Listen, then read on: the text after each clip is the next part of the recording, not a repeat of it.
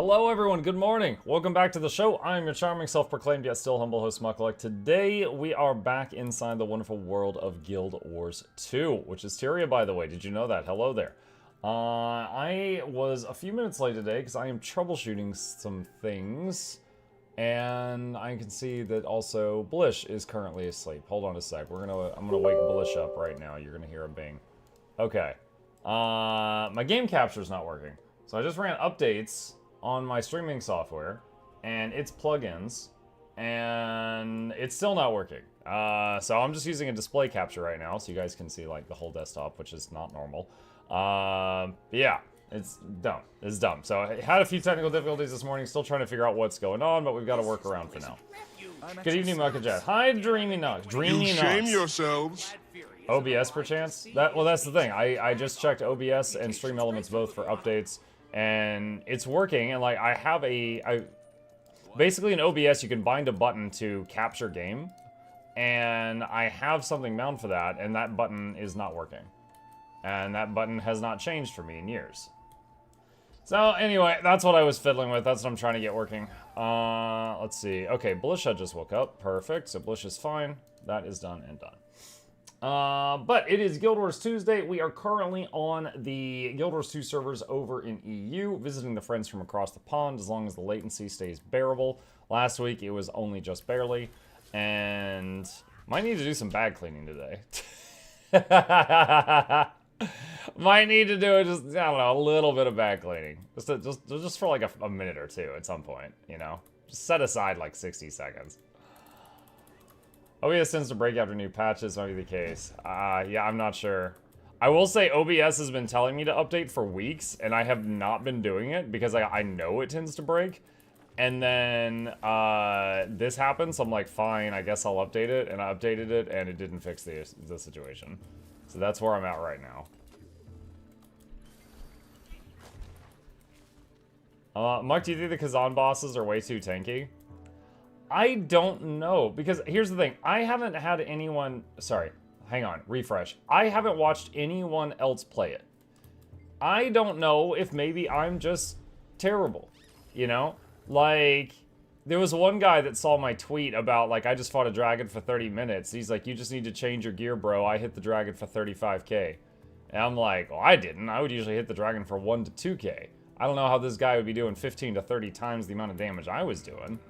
But, so I don't know, I'm not sure why my damage is so low, if that's the case. But, so I don't think I can make a claim that it's too tanky without more information.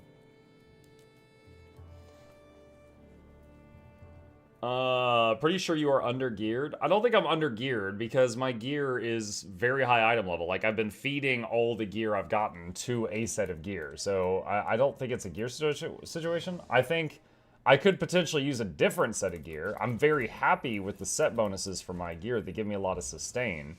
But there are bonuses from other sets that would give me more damage, possibly. But then I would lose that sustain. While enemies damage, Guardian got hit and takes slight damage, but Thief and Ellie get deleted. Why muck why?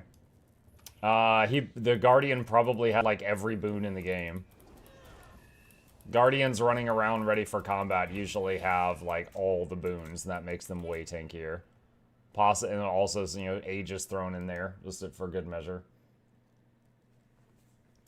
Mug, in World v World, what color are you in? Red, blue, or green? I'm still new to World v World. Claire, I haven't done World v World in a very long time. I don't know. You focus probably too much on stamina stats, but it's your playstyle and you've got to the last bosses. Yeah. It's just like, that dragon fight that I said was a 30-minute fight. I'm wondering how long it is for everybody else. Like, is it a 20-minute fight for others? Is it, God forbid, is it 10? Not sure. I beat the game, I still think the bosses are too tanky. I felt way over leveled and still took quite a while to kill some of them.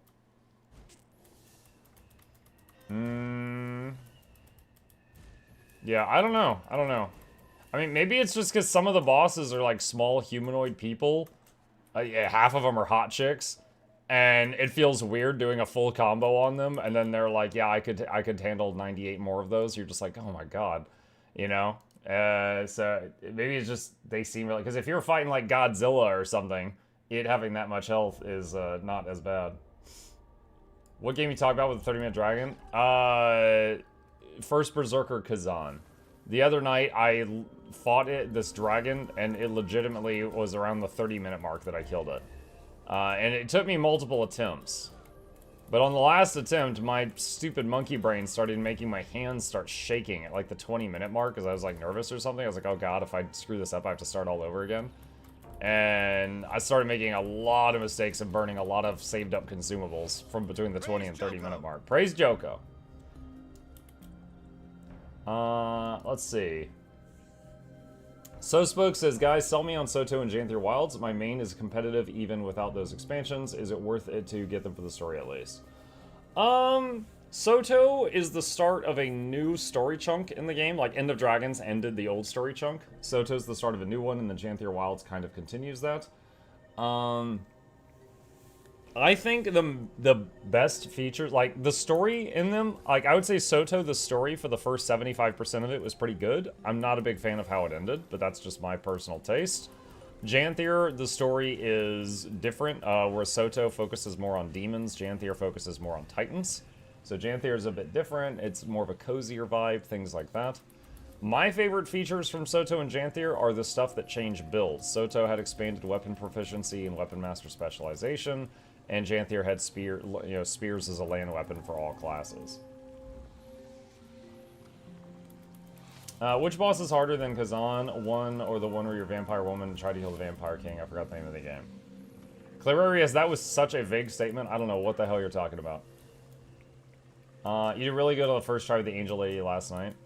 Oh yeah, that's where we're gonna be picking back up tonight. Yeah. We got her to phase 2 and then got through half of that phase. I'm sold. Cozy vibes is what I'm looking for.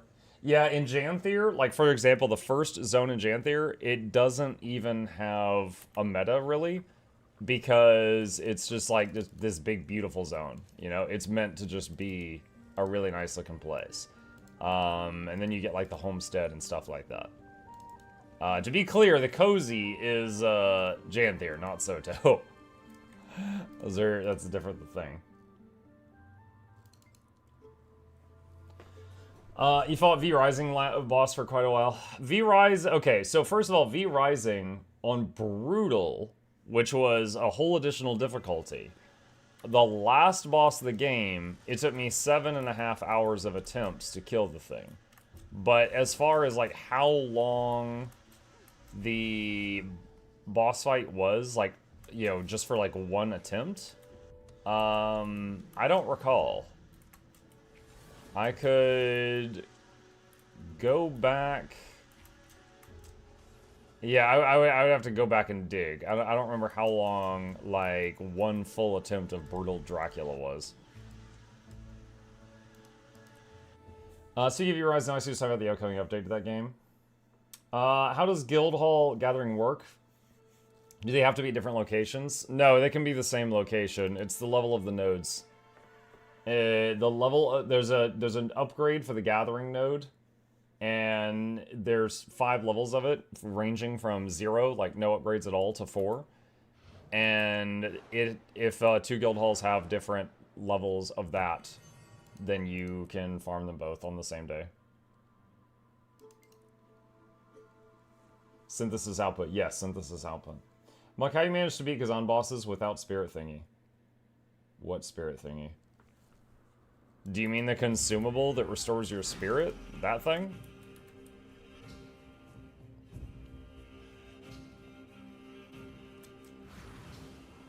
Summons? Oh, you mean the little, like, friend that you can summon? I mean, the only thing I really have for that is a cop-out answer. Just get their health to 0 and keep yours above 0. No, at the very beginning of the game, it introduces you to, like, doing the friendly summon. And I did it once to try it out, and started a boss, got it to phase 2 immediately. And I'm like, that felt kind of easy. And then, so on the next attempt, I didn't use the spirit summon, and then I had to actually learn phase 1. I'm like, okay, this really makes the game easy. I'm not going to use this anymore. But that's totally fine if you want to. You know, I'm not knocking that. It's got a cool summon system. I use summons all through Elden Ring, so I'm not knocking that. But I just decided that I felt like it was too easy for me with the summons, so I decided to not keep using them.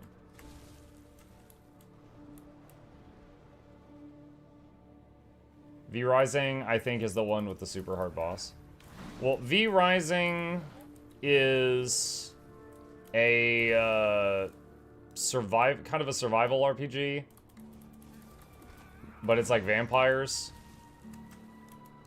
And I beat the game, I beat the game, and then another content update came out, and then I did the game over and I beat it again, and then I played it on Brutal, and I beat the game again.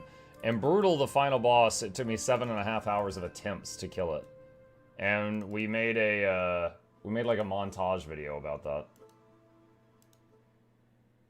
The Frankenstein one beat went down.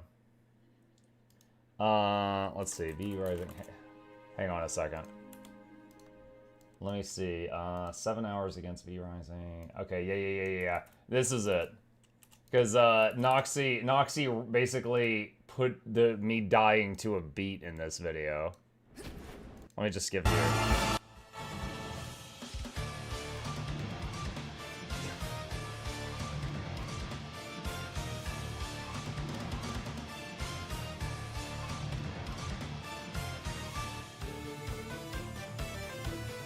And then, where did the death stop?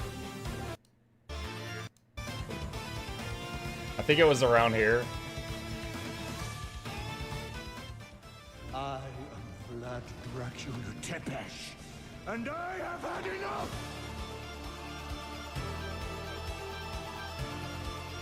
Yeah, this is after 52 attempts.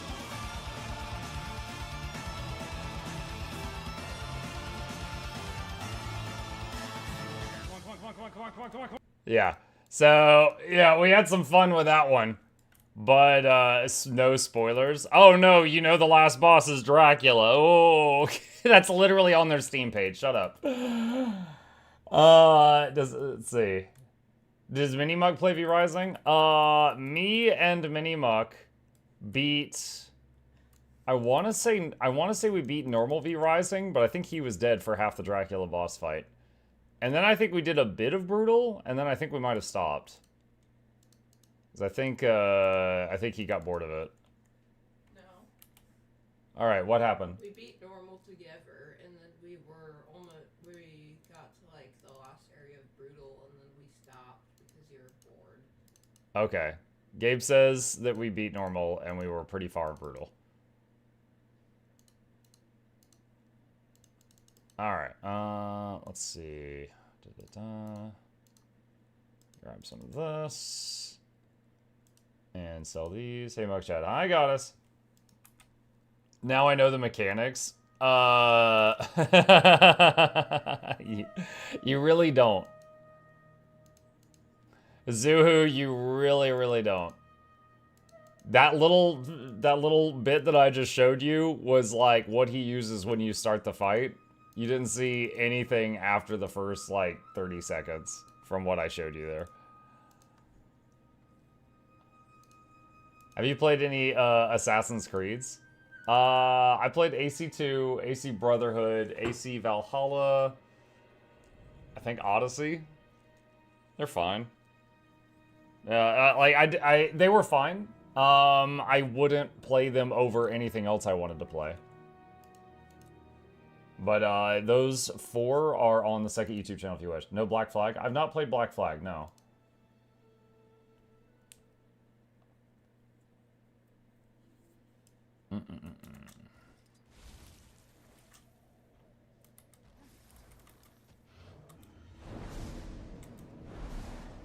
Black Flag is the best one? Well, you know, people will give me different feedback all the time. For example, like, for so long, people were like, oh, AC2 and then Brotherhood and then Revelations, the trilogy, is, like, the best 3. And, yeah, the story with Ezio was alright, but, like, I didn't love it so much that I even finished the trilogy. You know? It was just, like, the controls, because those are old games. The controls were, like, a mucking nightmare. It was, I had to, like, learn another small language to play that game. Like, it'd be like, press the foot button. And I'd have to figure out by hitting every button I had that the foot button is spacebar. It's like, I had to translate everything. Seems like people like Revelations, Black Flag, and Odyssey the most. Odyssey, I would say Odyssey felt close to the same as Valhalla, but they were both enjoyable. But I wasn't like losing my mind playing them, you know?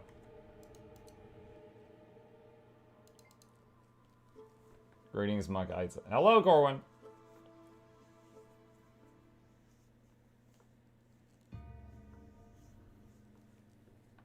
How do people vote on which game you should play next? Hold on a sec. So this right here is the game recommendation page. You can go there. Let me open that up. This is the game rec page. You can go here and add games to this list or upvote games on the list if you wish to. So like recently Okami was really high on the list and I tried it for like an hour and we had to stop because it was like people in chat were getting sick looking at it because the graphics were such an acid trip. So we ended up putting that one down and then I removed it from the list.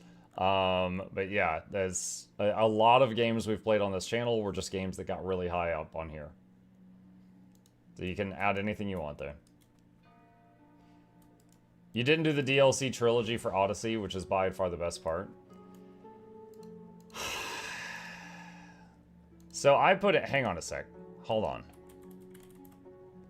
So I put in 53 hours into this game, and you're like, oh, you got to do more. You didn't get to the good part. Like, shut up. You sound like an FF14 player. Oh yeah, it gets really good after 100 hours. No, shut up. Mike, do you care if I slightly spoil locations for Odyssey DLC since you seem like you won't go back to it?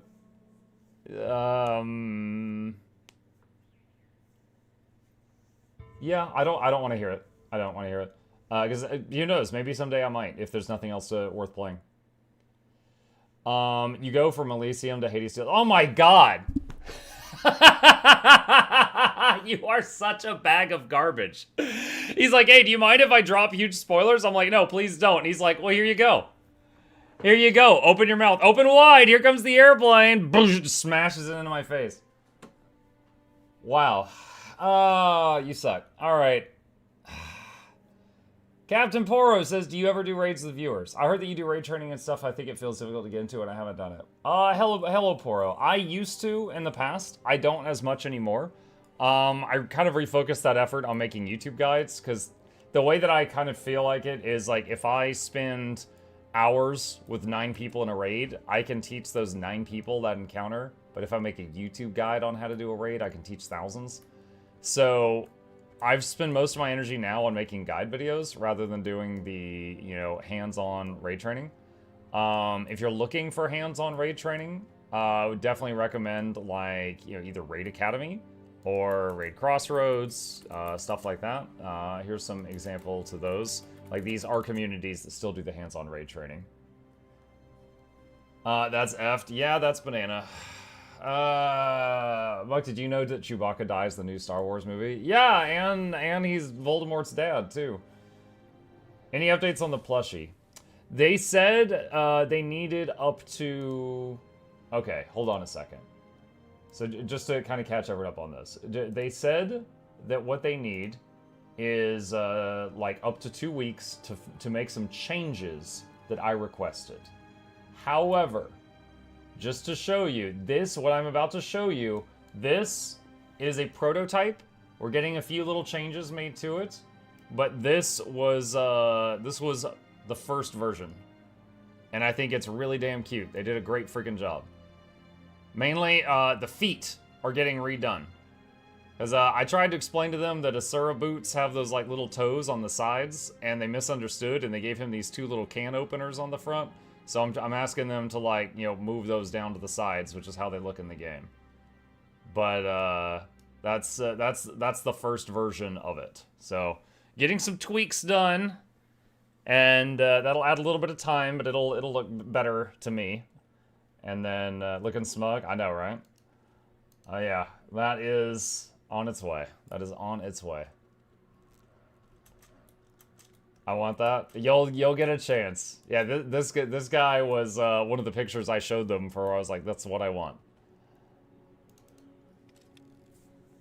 I'm still amazed this happened. Same.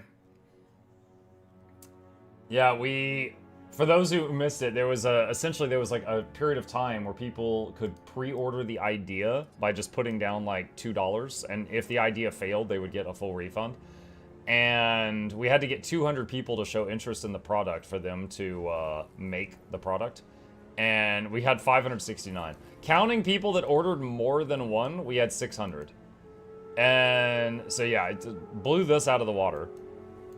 So now they're working on the prototype, and after that, it'll go into their web store shop for a time, where more people can order it if they wish, and then it'll get made and shipped out. Can't wait to see what Rose does with his. Jokes aside, I don't know if Rose actually ordered one, but yeah, I'm sure he would do something that makes Sid from Toy Story look like the good guy, knowing him. Let's see. Okay. Let's see. Is there any metas I want to do they're having right now? I want to do the bag cleaning today, but it doesn't have to be immediate. Chakaron, Mists and Monsters. Alright, let's check those, see what's going on.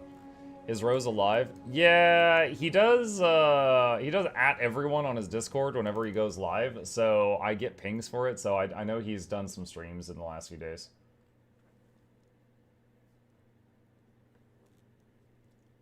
Vilmore said, I'm a big AC fan, but since I got to play Yours 2, I never got to play the other AC games. There's so many content Yours 2, and it's more enjoyable for me. Yeah, everyone's got their preferences for sure. It's fire. Thank you. Speaking of Rosie, finally finished Living World Did you ever 1. hear the Nice. tragedy of Darth Plagueis the Wise?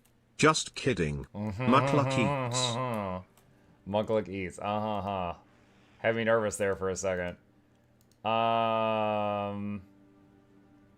Let's see. No, wait, what am I doing? Not that one. Not that one. That one. Let's see.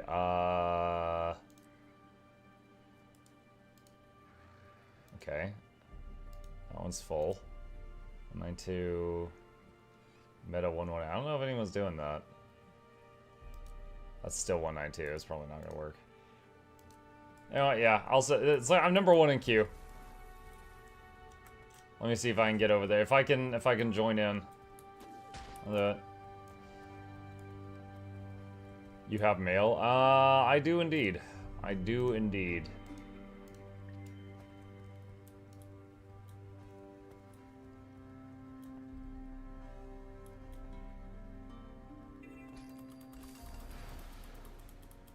Number 1 in queue ain't bad. We might be able to get in.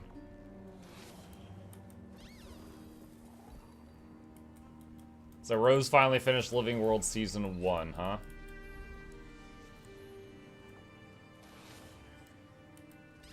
So he fought the battle for Lion's Arch and all that stuff. Could you find anything out of for Okami off stream? I'm gonna be honest, man. I spent a few minutes, like maybe like 10 minutes, troubleshooting it, and then I just stopped. It was like... Okami was one of those games I didn't mind trying it out, but it was already becoming so much work to try to get it to work, and it was just like, dude, I don't want to spend hours on this. You know? Like, it wasn't something I wanted that bad, so I didn't put more time into it than that. To continue, Darth Plagueis was a Dark Lord of the Sith, so powerful and so wise he could use the Force to influence the midi-chlorians to create life. He had such a knowledge of the dark side that he could even keep the ones he cared about from dying. The dark side of the Force is a pathway to many abilities some consider to be unnatural. He became so powerful. The only thing he was afraid of was losing his power, which eventually, of course, he did. Thank you, Winchart. I hadn't heard that tragedy before. Prepare for impact. Ah! There we go. Me Muck sounded like a Sith Lord. Let's see. Hold on. What was the squad message? Group 3 quickness. Alright. Put myself right there. I tried to. Wait, can I not move myself? Okay, let's see. Can't move myself, but I'm quickness. Oh, they locked the subs.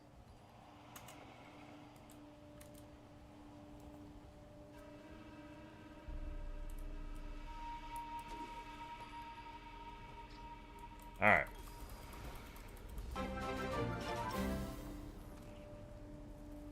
May the force be with you. Mukluk bobble, mukluk bobble, mukluk bobble, mukluk bobble. No time to quake with Hey, fear. Crimson. There needs to be an HD remake of Okami, then you probably play it. Strangers have Maybe. Like, again, the premise of what I saw for the first hour was pretty cool. The whole thing with the paintbrush, I dig it. It was just... Every claw and spear. Man, like, if there's multiple games I'm interested in playing, and one of them requires hours of, like, digging through the depths of the internet to find some patch from freaking 5 to 10 years ago to get it to work, like, I'm happy to play something else, you guys.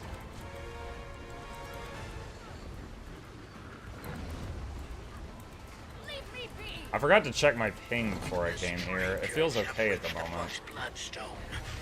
Like come to war. They'll suck it dry if we don't halt their advance. Like Fallout? Yeah, Fallout New Vegas took me like 5 hours of sifting through old patches to find one that worked. That was rough. Just gonna AoE res here. You must like pain.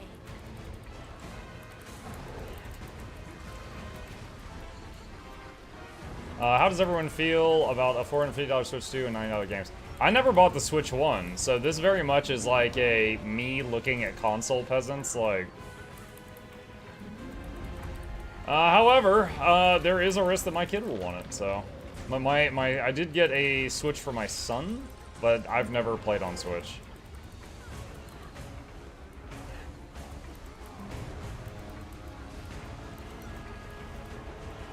I will say, here's a couple of things about it that I've heard. And maybe you guys could tell me if I'm wrong. 'Cause I've not done like research into this. This is just stuff I've heard on the grapevine. Like 1, crazy expensive. 2, games are gonna be like $90 to $100. 3, if you buy the like physical game, you get a physical object that doesn't have the game on it. That is confusing as heck to me. 4, there is a thing you can get that teaches you how to use the Switch 2, but you have to pay extra for it. It doesn't come with it. I don't have AoE res right now.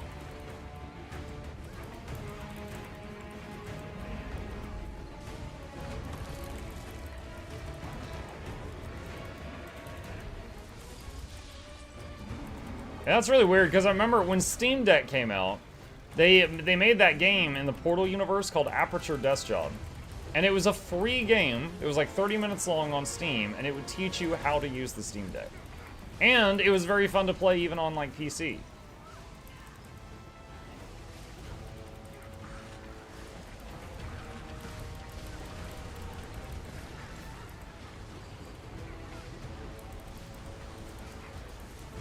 There are game cards which will have full games on them, but there will also be game cards which will only allow you to download the game. What is the point of that? Journey kit, now! Shatter the armor from their flesh. Our spears will do the rest. See, games will be $80-$90. The original Nintendo original games only come with DRM key in physical format. You still have to download them. The Switch 2 demo game is indeed paid, and that is awful. The demo game you pay for. Yeah, Steam Decks is free. The point is money. I'm quite aware, yeah. I'm just saying. It seems like something I have no interest in.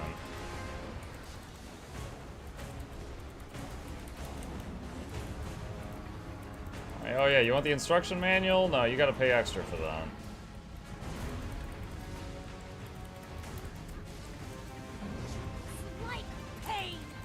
Like if there's something on Switch 2 I really want to play, sure I can emulate it.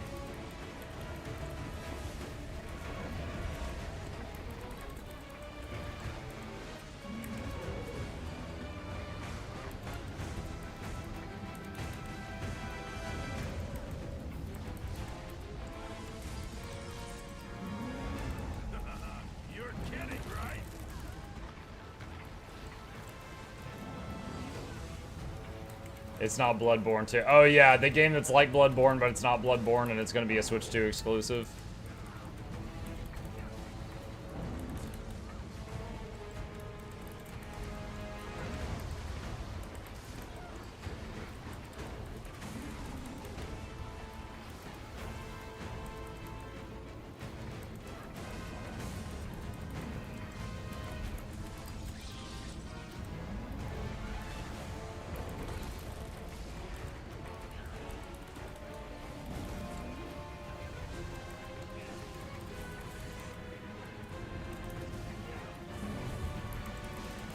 What's the best advice you guys can give me to stop being scared of doing raids the first time?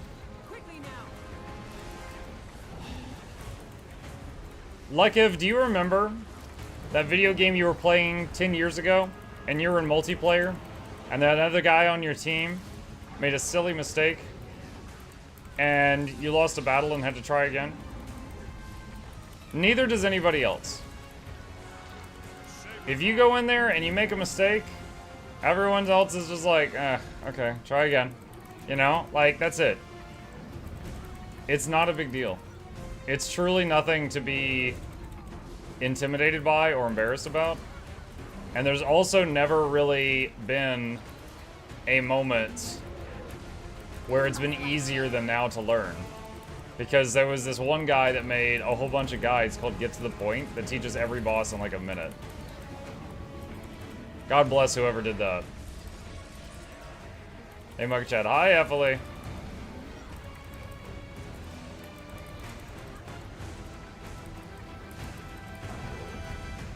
Huh, you're kidding me, right?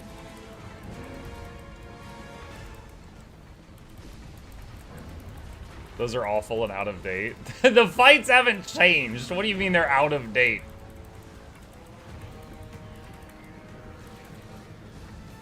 The only ones that I might be like, yeah, okay, is like Kadim and Kadim the Peerless. Some of the details groups would be doing differently now. Shame he isn't around anymore, right?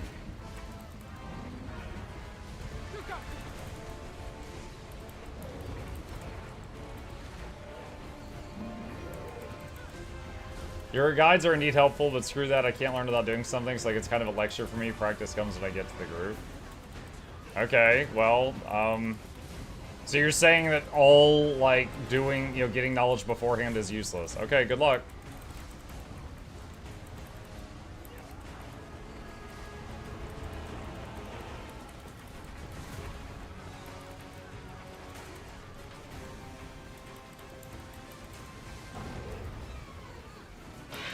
Journey kit, now! Shatter the armor from their flesh. Our spears will do the rest. There is a Switch 2 version that comes with the new Mario Kart, would cost $500. So the $100 game thing is a BS. $450 for selling the 10-year-old CPU is pretty outrageous. The whole thing sounds outrageous. I hope it flops. I doubt it will, because Nintendo.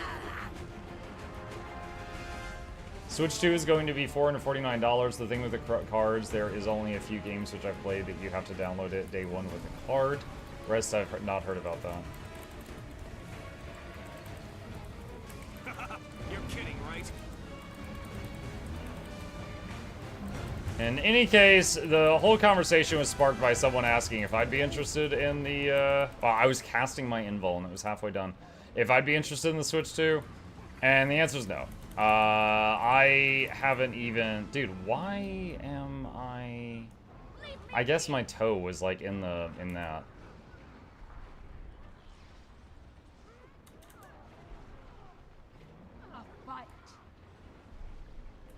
I was, like, taking massive damage that whole time. But no, I never even got myself a Switch 1, so I'm not too concerned about it. But some of it sounds bonkers, for sure.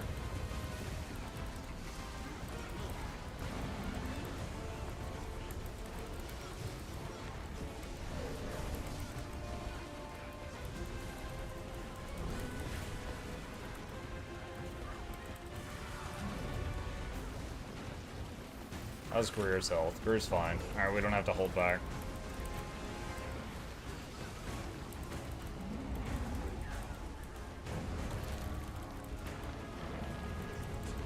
Hey Muckiest of Lux, I've been trying to learn Untamed, but keep messing up Stalk Predator Ambush combo. I keep popping out of stealth before I can get the cast off. Do you have any tips on how to get the timing right? No, I stopped using it because I hate it too. So real quick, chat, what he's talking about is when you use Spear to go invisible, you get the next hit you do is like a huge fancy ambush attack.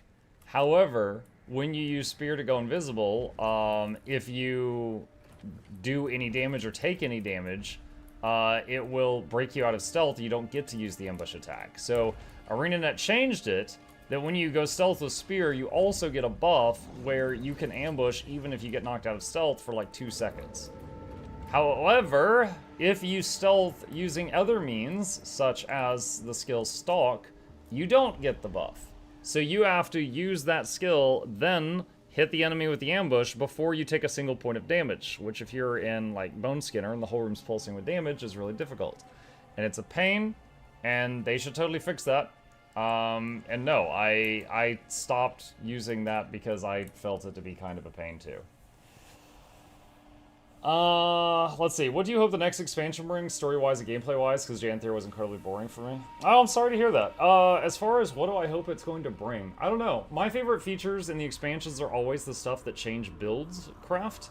So, Spears and Janthir, expanded weapon proficiency and weapon master specialization from Soto, things like that. Elite specs. Stuff that changes how we play the game everywhere. The, you know, builds. Those are my favorite thing. So that's always what I look forward to the most. More importantly, an Okami sequel was announced already within the last year. It might be your eventual solution for an Okami experience. Let's see. Funniest part of the Switch 2 mess is that they basically added a Discord ripoff to it and then made it paywalled. What? Off-topic question from someone that just started to craft Ascended gear and also Legendary. Is anyone else annoyed by the 1 per day craft limit on some items? Yeah. However, it kind of becomes a non-issue over time because you get like such a collection of them. And also sometimes when you're doing raids and things like that, they'll just drop. So like, for example, if you're trying to make like spirit wood planks, you can only make 1 glob of residue per day, which is used to make the plank, but you could just buy the plank. You can buy the plank from other people. The plank will drop in raids sometimes. You just get extras, you know. You can keep crafting each day and make a surplus. It very much becomes a non-issue, except for right when you're starting out. Thanks so much. Guess I'll look at other weapons as well. Yeah, sorry. I would like to see them change that stalk thing, but yeah, like I'm currently using maces plus hammer. Buck, do you have to pay tariffs to visit EU nowadays? No. No, there's no Trump in Tyria. Haven't had to worry about that. Is there any Guild Wars 2 content that you wouldn't have done if not for the fact that you streamed the game? Like, I skipped the ending of Hot because I burned myself out of the zone. I wasn't having fun anymore. Oh, really? I liked Hot. Recently I did Sarah's challenge mode, and that I only did that because I'm a streamer. Like, I used to, it's been a while, but I used to lead server first raids in World of Warcraft. Different game, but still, I know I've got the skills. I have no doubt that I could do Legendary Ceres, or, you know, Challenge Mode Harvest Temple, or, like, any of these fights. I have no doubt I can do them. It's just a matter of how many attempts before I learn what I need to do, then how many hours of attempts before all 10 people in the group do it without making a single mistake. That's it. I don't wish to put in that time, right? So like a Legendary Ceres challenge mode might be me running with the same group for like, you know, every single day for weeks to try to get the kill, you know, waiting for everyone to, you know, perform perfection, and then we get it. And it just is like, I'm not interested in doing that. But Sarah's challenge mode was kind of halfway there, and I did that recently just because content creator. Ever thought of playing Guardians of the Galaxy? I have not thought about playing Guardians of the Galaxy, no. Have you tried new Valence Perma Rapid Fire Untamed build? He never said how much DPS it does, so I'm curious. No, I do not know the build that you're talking about.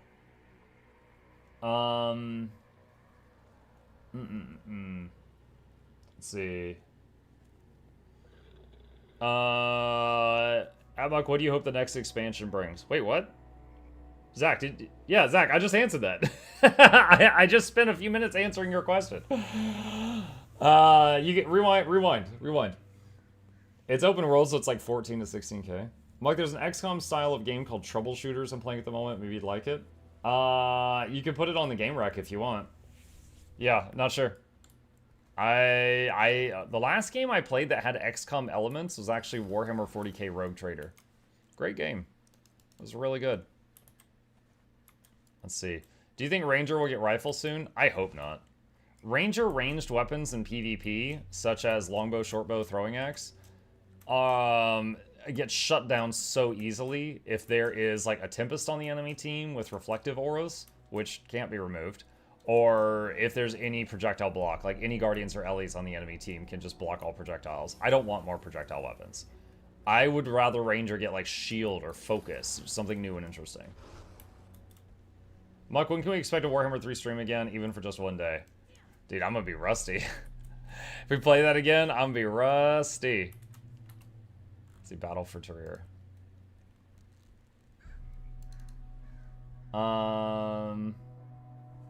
Let's see, must be frustrating to a point when you have to wait for others to get the mechanics so you know them to a T. That's literally raiding. Dude, I remember, okay, hold on a sec. When, we didn't get server first on this one, but we were trying to get some server first in Ulduar when it came out, in Wrath of the Lich King. There's a boss in Ulduar, he's a spoof of Thor.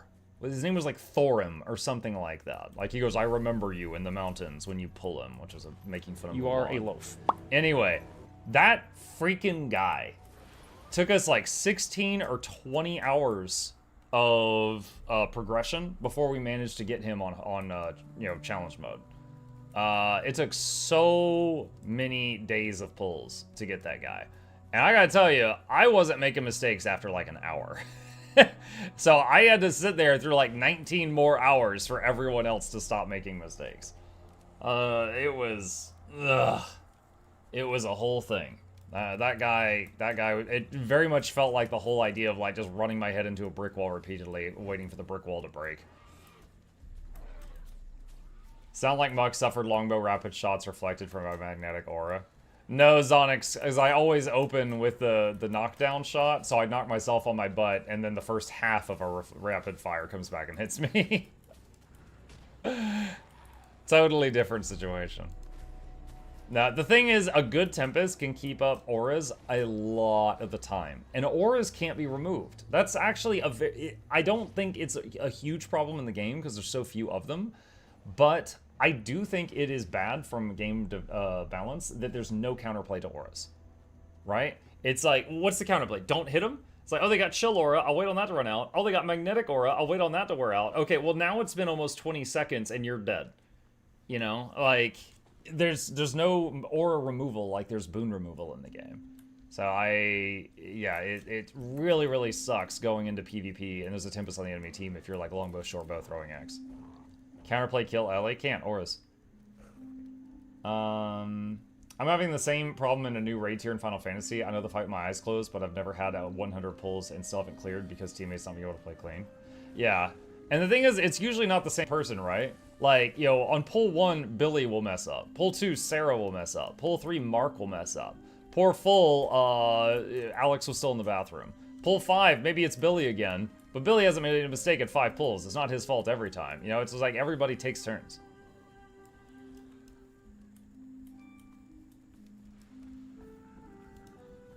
If you could choose between nerfing Warrior Perma CC or High Time or Uptime, which would you rather? Warrior CC. Warriors can, if they catch you with 1 CC, 3 stun breaks are not enough, and they can CC you to death no matter how much health you have. They're the only class in this game that make me wish this game had diminishing returns on stuns, the way that WoW does it. For those that have never played WoW, it's just if you get hit with a CC, like a stun 3 times or something like that, you become immune to CC for a few seconds so you can play the game. And warriors can stun you 7, 8, 9, 10 times in a row and then you're dead. I would say though the warrior chain stun thing is more prevalent than the aura problem.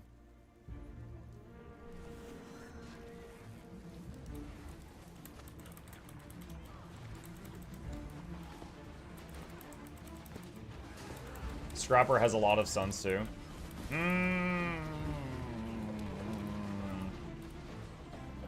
Do they?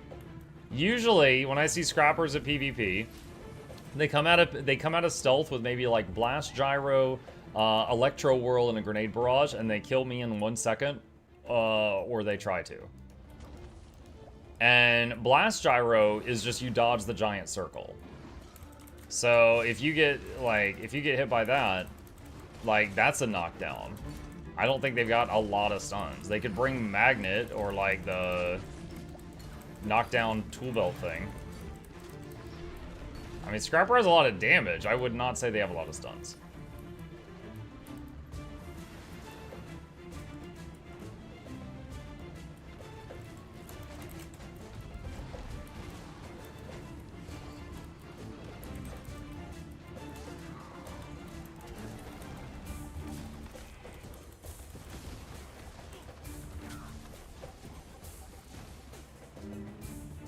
I had a 0.1% rage yesterday because one of the melee DPS took 2 damage downs for missing mechanic. Was actual heartbreak.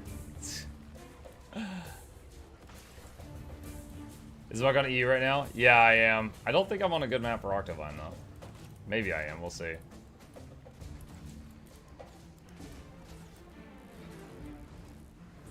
How do you know my name is Billy? There's always a Billy in chat.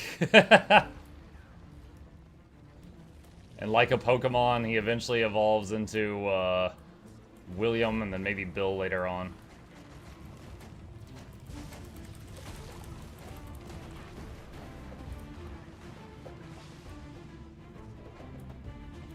Doesn't even know when the Super Adventure Festival comes out.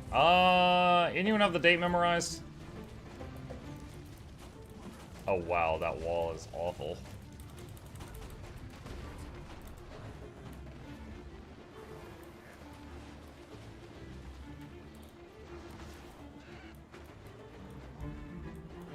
April 15th, someone said. So 1 more week.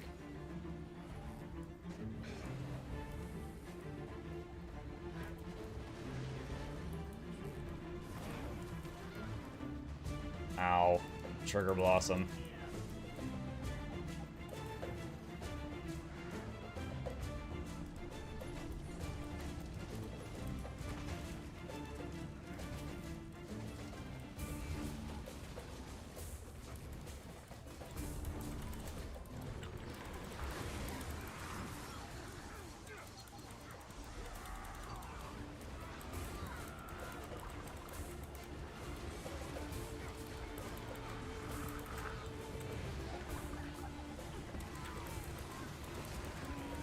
Now is anyone at West?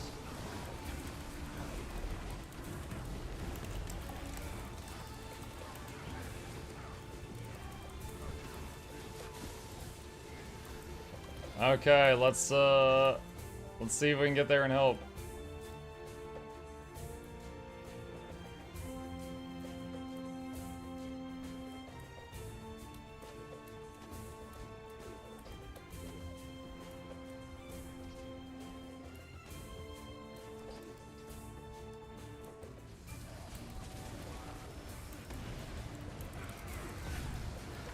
Oh no! Oh no! It got protection again.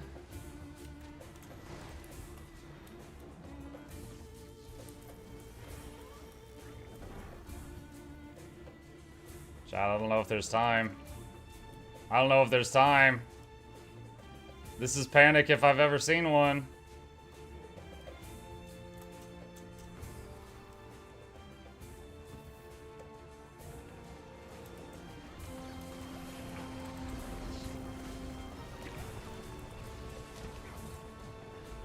Seconds. I don't think there's time for me to go do the mushroom thing again. Yeah, I just gotta wait. I can save these two though.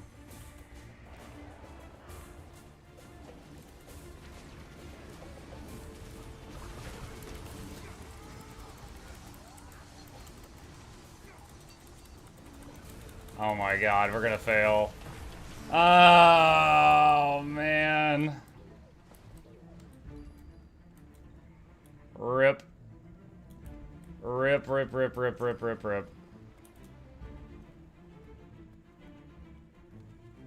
So, North killed theirs first, which should never happen.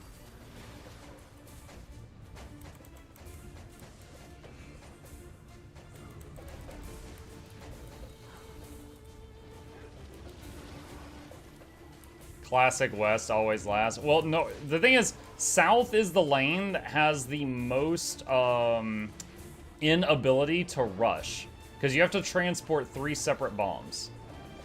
Whereas the other lanes, a zerg of people can get their mechanic done instantly. And so South should always be the one that starts. But for some reason, North killed theirs first and it screwed up the timer.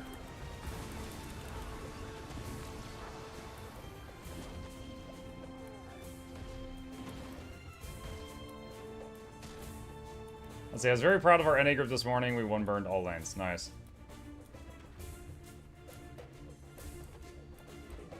Okay, East is done. Alright, now it's just North.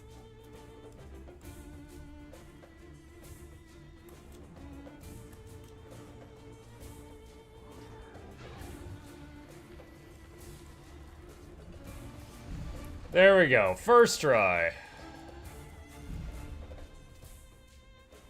South did become a lot easier nowadays, though. Yes, but it's still the only one that... Like, okay, let's say West, for example. West, if you get 15 people all as mushrooms and they run together, they can take the shield down instantly when they all arrive. Okay? South, you still have to make 3 trips with the bomb. Yes, the trips are faster now. You still have to make 3 separate trips with the bomb. South is the one with the biggest time gate. It should still be the one that starts.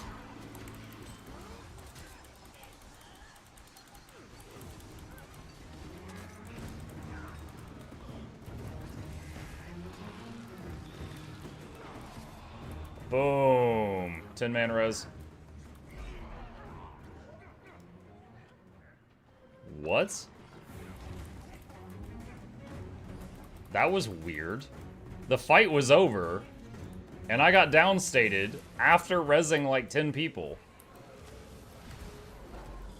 I don't even know what hit me. Tarnished Trader hit you for 4,200 with Corruption Beam.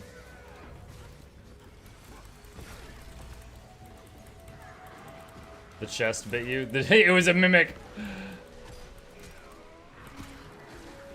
Okay.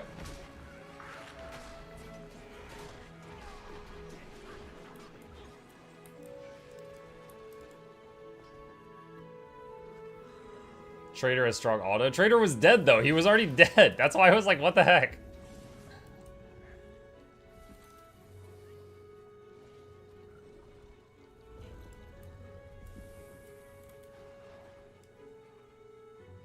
Jen says, Muck, have you maxed your cafe yet? No, I haven't even tried it. No, people told me there was like a cafe thing, and I was like, that sounds dumb. I'm sorry. I haven't even tried it. I don't play MMOs to make a cafe.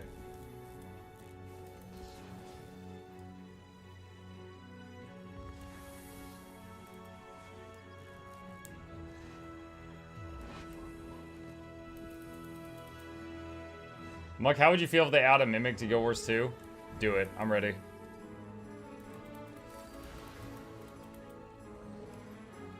I mean, honestly, having some treasure chests in the world be Mimics would be the same as just the fact that Mesmers exist in the open world. Sometimes you click on things and you get portaled to hell.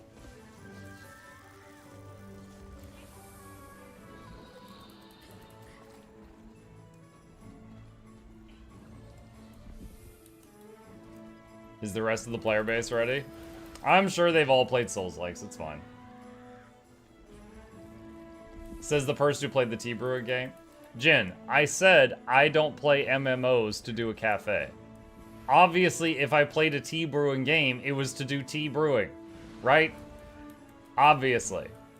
I play MMOs to Unga and sometimes Bunga.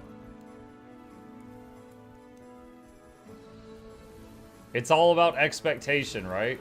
If I'm in the mood to play Farmville, I open Farmville. I don't open Total War Warhammer 3 and complain that there's no Farmville.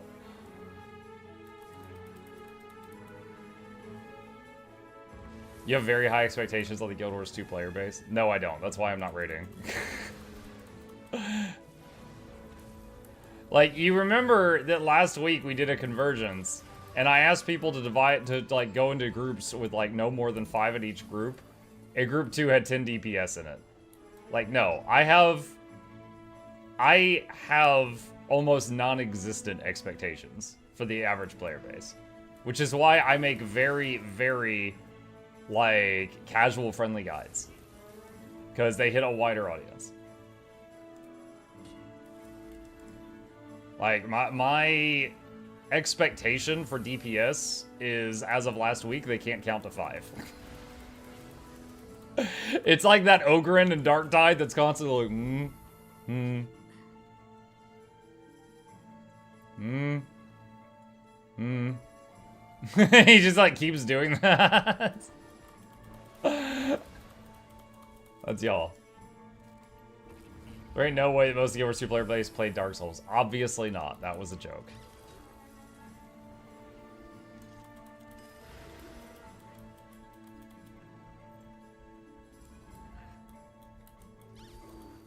We can't count the 5 because our thumb confuses us. Our thumb.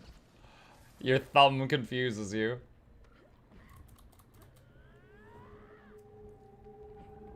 Hey, look, it's the Tree of Birds. How are you today?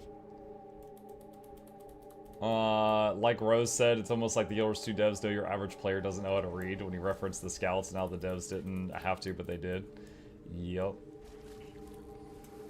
What's the name of that add-on that makes the name of the zone show up every time you enter a new one? Regions of Tyria. If you do exclamation mark ROT in my chat, it'll pop up a guide for that if you want it. Wolf says, are healers needed for this game? Hello, Wolves. Depends on the content. When this game first came out, there was no healing builds, but they added them later on. These days, when you're doing end-game PvE, healers are almost always in groups. If you are in World v World, where there's big, like, 70 versus 70 battles, healers are usually involved. If you're doing PvP, which is like 5v5 small-scale PvP, there's not always healers, but they absolutely work in that game mode. Like, you can have a team with a healer on it as one of the 5 people for sure.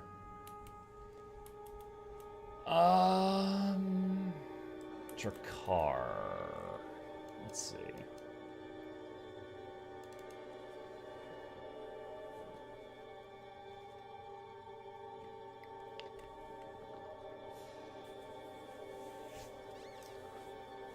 Fred says, is in RuneScape, if you're doing high-end content, you actually need to know. I like that Guild Wars people are chill. Mostly.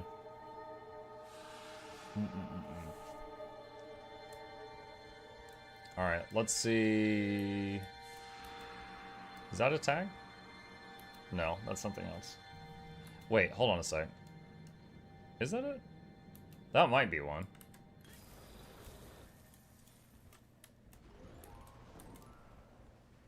We'll run over there and see if that's a Drakar tag. It's like a mentor.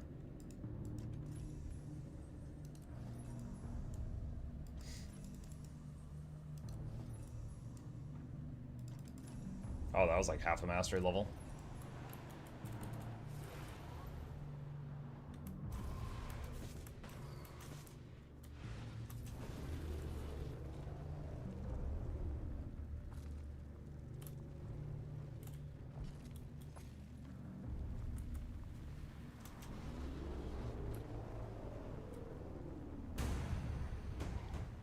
There he is.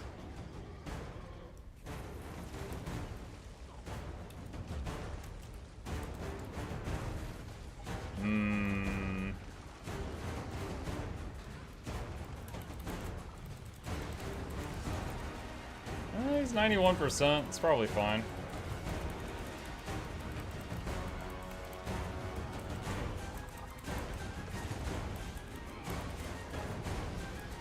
Solo's your car. Let's go!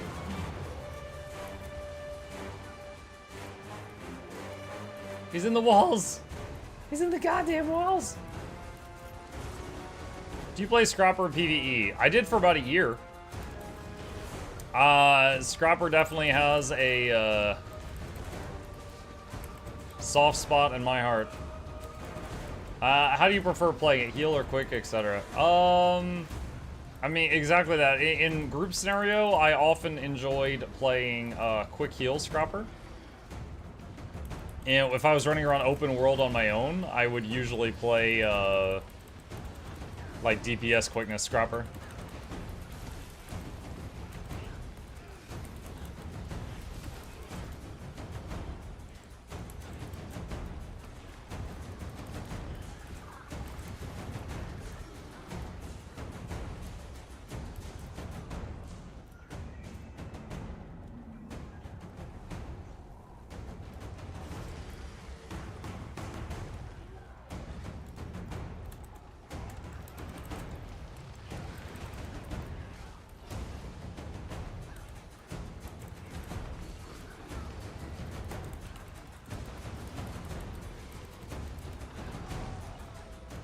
Oof.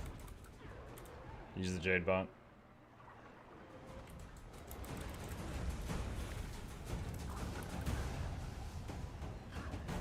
Just made one yesterday, I was curious.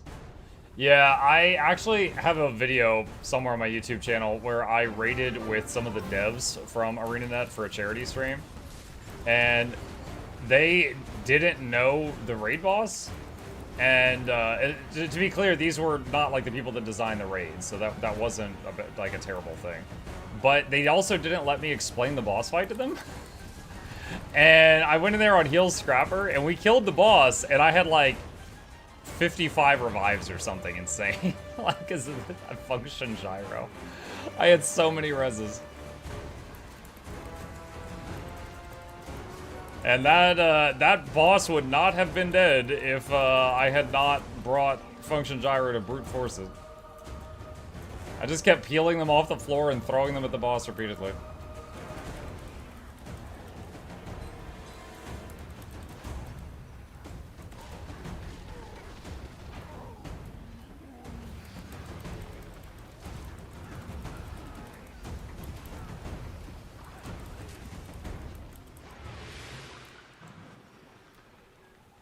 Even easier if you'd brought Scourge? Possibly.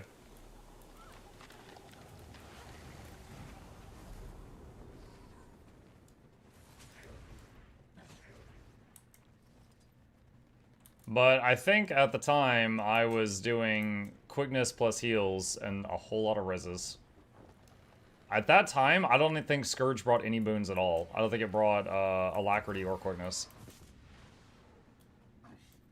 Now it gives a lack. Why do you like the Asura so much? Just aesthetics? Just aesthetics. Just funny little dude, big hat. Like, you see how like when I run to the right and I stop, they kind of wobble for a bit? Like that? Like they go off balance a little? Like, I just think that they're funny. Like, do you remember the Star Wars movie when Yoda fought for real and he was like bouncing off the walls and crap and no one expected that and everyone was like, what? Like, that's me with Asura. I think they're funny little dudes, and I like watching them bounce around in combat.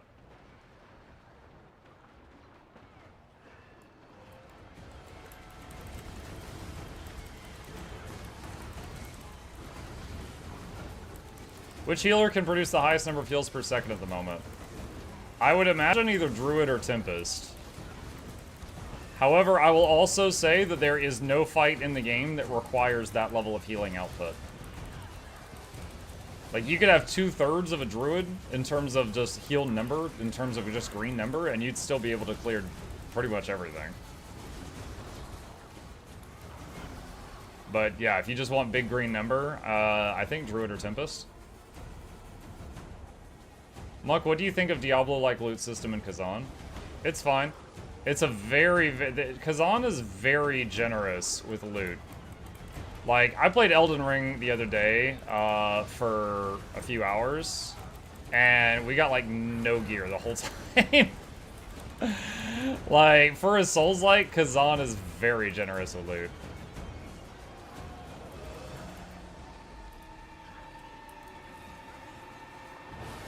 Are Sora better for jumping puzzles? Some folks will tell you that, Asura have better visibility for jumping puzzles. It's, like, easier to see around them because they're smaller. Whereas Norns and Char might block your view.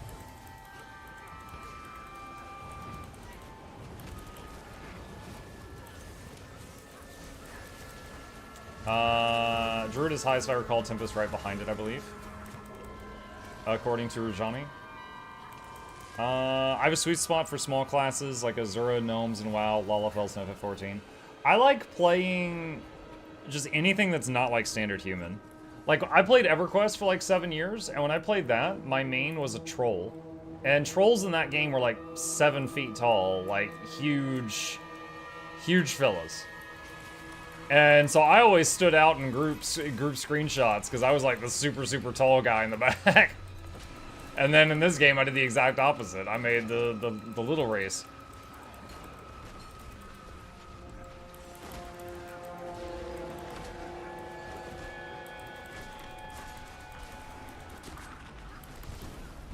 I did that IRL, wasn't a choice though.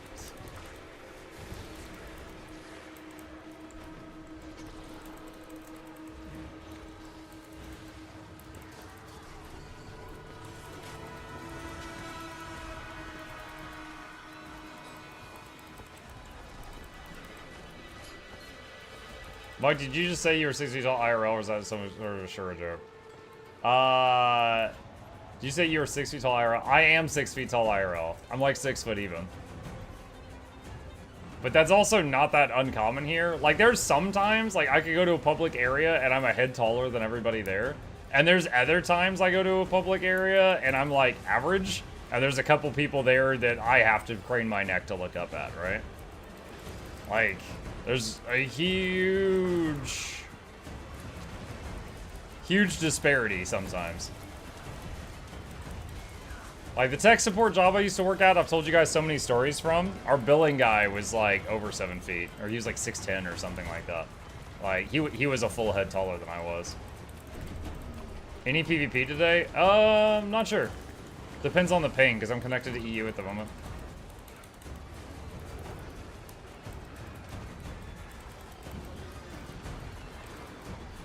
You have 5 inches on me? No, we were talking about height.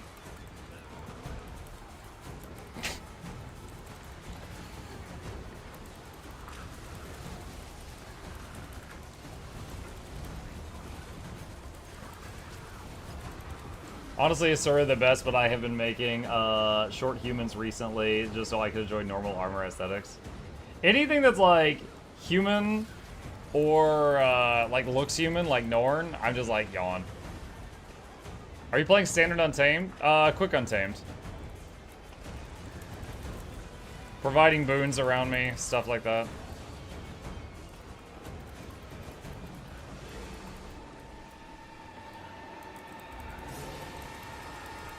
So, providing buffs and then doing as much damage as I can.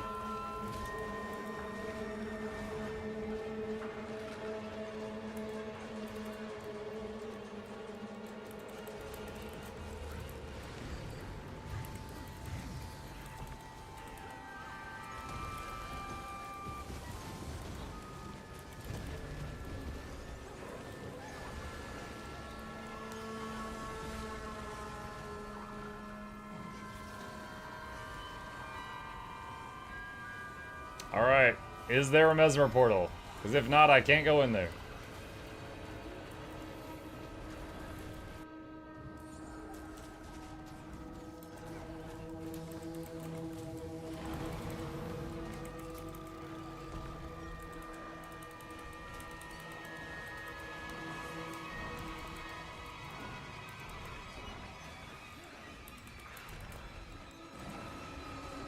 Mike, why is there no dialogue in this fight? Because I turned the dialogue down while I was chatting with you guys, because it was breaking my train of thought a lot. Jin says, I went to the hospital once, accidentally said I was 6'5" instead of 5'6", because I had been so long since I'd used the measurement. Staff was confused based on what they had on record. Send this man to the ICU, he's been shrinking. According to our records, he's lost a full foot. If this continues, he'll be dead in a week.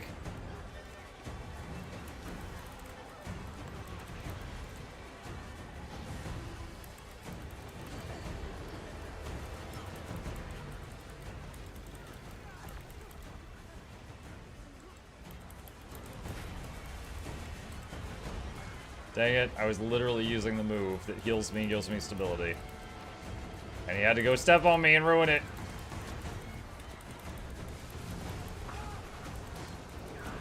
I blame lag. It's that EU lag.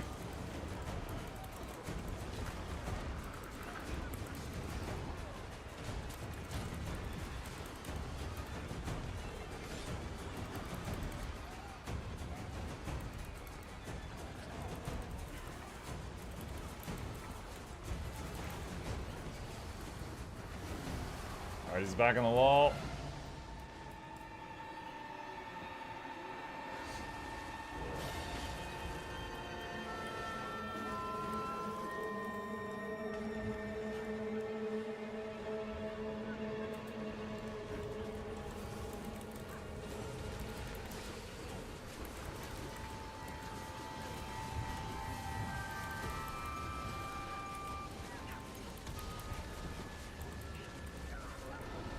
Will you be doing your weekly Janthia riffs after the hearts? I don't know. I haven't done those in a bit. Definitely slacked off on those. The main thing I was doing the riffs for was to make it so that I could get the shards of like Janthia Sentry and stuff like that without having to do the hearts. However, the cost for shards of Janthia Sentry and shards of Lowland Shore has gone down so much on the TP that if I were to make more Collab Jarnies, I think I'd just buy them. I think at this point, it'd be a better use of my time to literally just obtain gold from anywhere and then use that gold to buy the shards rather than go do the rifts or the hearts.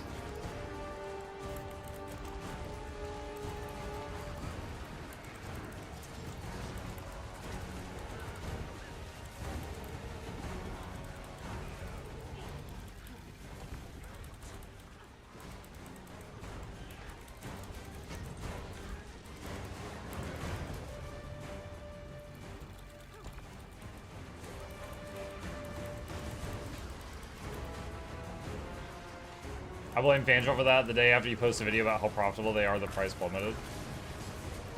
That's funny. I haven't seen that video. That's funny, though.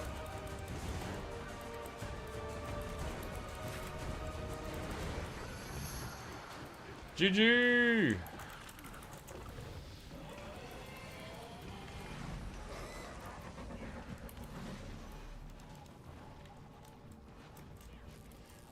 More somehow this man's gained almost since I saw him in a short man's dream.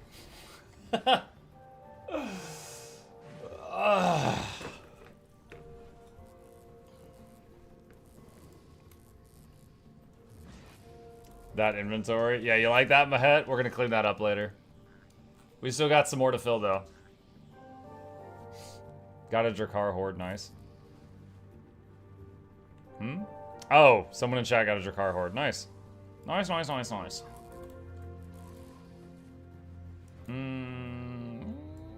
Etherblade? I'll do Etherblade if anyone's running it. If not, then we'll do bag cleaning after that.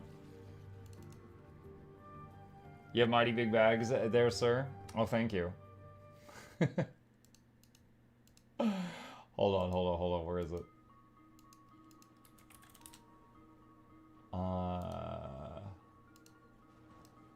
Here we go. Oh, these, my baggies, my massive mucking satchels, my super stuffed pouches, my honker bonker baggy waggies, my canvas stretching loot containing gravity welling loot bags? You mean these super duper ultra hyper goddamn 32 slot mucking bags? He makes funny noises. Don't drown out my laughing with me mock laughing. I don't like that. Alright. What's next? Special ops. What? What's that? Alright. Bing, bing. Bing, bing. Bing, bing. Bing, bing. That. Oh boy. Oh boy, oh boy, oh boy, oh boy, oh boy. Hey Muk, I'm brand new to Guild Wars 2. I just finished level 80. I saw your video on useful resource new players. If able to, I'd love to join the guild. Yeah. Hang on a second. I gotta open something. Here, just need to make sure it doesn't open on the main monitor. Okay, that's fine. Alright.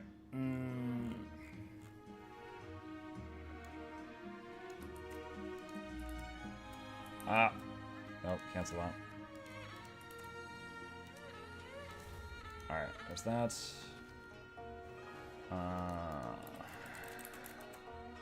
Alright, I need to send some of this stuff to the guild bank. I'm like, how do I get the Thunderlord's throne? I don't know that one. I would check on the wiki if I were you. Chat, what's the lore behind Boost Goose? I was trying to say bourgeoisie once. You know, that fancy word that rich people use. And I couldn't say it, and I said Boost Goose. So now it's just kind of like a joke. If something's really fancy, it's Boost Goose. That's the honest truth. I couldn't say it. That's a little different from, for example, I can't remember if I sent a thank you to this person. That's a little different from, for example, Trebuchet, which I know is Trebuchet. I'm choosing to say Trebuchet because it gets a rise out of people. That one's a bit different. Oh my gosh. Okay. Oh boy, oh boy, oh boy. Alright. Chat, this is an item that was submitted into the giveaway vault. Look at this thing. Look at that dude. Look at that dude! Holy crap! So much butter. Also, there's a lot of butter, yes.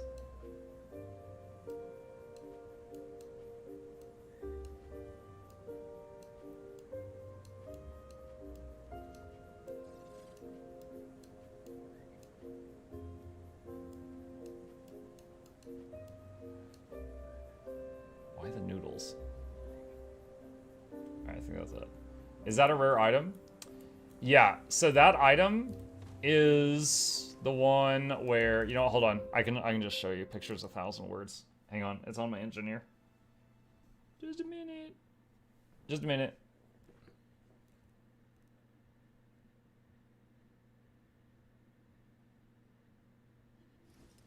Okay. You see his eye? That item will add a blue or red flame, your choice, to the eye that you want. That's what that item does. So this character actually has 2 of them equipped on the blue flame on the left eye just to make it extra visible. Because it does stack. For those that are interested in that item though, there is a bind on account version that's free that's a reward from achievements. So you can work toward getting it just if you want it for fashion, but that one you can't sell. But then there's a tradable version that drops as a rare drop that sells for a ton of money, which is what you just saw a second ago. But that's what it is. Extra swag. Do you only play Asuras? Pretty much. Do Dragonstorm until you mold and still will never get it. Yeah, it's quite rare. Hey Mug, just wondering what the best solo roaming class right now is if you're looking to deal with a 1vx. Okay, so Garen, I would say that in terms of like polling the player base, I don't know the answer. I can tell you that there are like as a ranger main when I go into PvP, if a willbender jumps on me and I'm not expecting it, it is still terrifying. They are kind of squishy. If I can get 2 or 3 teammates to focus down the willbender, they'll probably die. But it's just like getting hit with a train and then they just whoop whoop off into the distance. A really good warrior can just CC you forever and then you can't even play the game. They're quite strong. And then beyond that, just about anything else, it's just kind of like, it's like, you know, I've seen good weavers, I've seen terrible weavers. You know, sometimes a weaver can be just a god walking around, and sometimes it can just be an easy kill. Like, the other classes, besides those, it's just, it kind of depends on the player. Are Mesmer still in PvP? Mm-hmm. They, if played well, they can be very bursty, which is, of course, very scary. Mug, if you had a choice, would you get another blue infusion for the other eye to amplify the brightness effect? No. No, that character's fashion is done. There's already people making, like, fan art and stuff of him, so I'm not gonna mess with it. Hang on a second. Let me see. Hold on, there's a really good one that someone made of that character. I gotta find it. Here you go. This one makes him look a bit evil, but someone sent me this for that character I just showed you. Yeah, I got some cool stuff for that one. There's that guy, and I got one that's hold on a second. It's not really well lit right now. I'm gonna turn the camera around. There's one on that wall right there. It's the glare, but anyway, yeah, that's him with the orange hat with Chip biting his arm. Someone mailed me that one, so I had it framed and I put it up. I like it. Yeah, I've gotten some cool stuff from folks. Let me see what else. Yeah, another one. While talking about the fashion and how I kind of feel like it's set in stone now. Hold on a sec. Let me do this. Hold on a sec. I gotta pick it up off the shelf. Just a moment.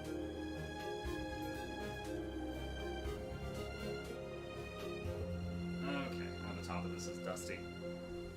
For those who haven't seen it, one individual 3D printed my guy, and he hand painted one of them. He said he absolutely hates my gauntlets, and he will never do anything like that again. So I've got these dudes too.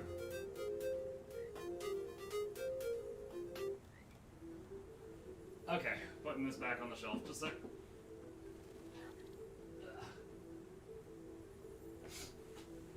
Alright.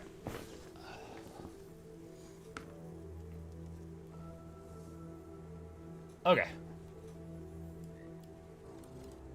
You've been immortalized as an Asura forever? Seriously. You know what? Hold on a sec. I want to check something. Give me just a moment. You're gonna see the screen go dark. Oh yes. Okay, cool. That works. All right.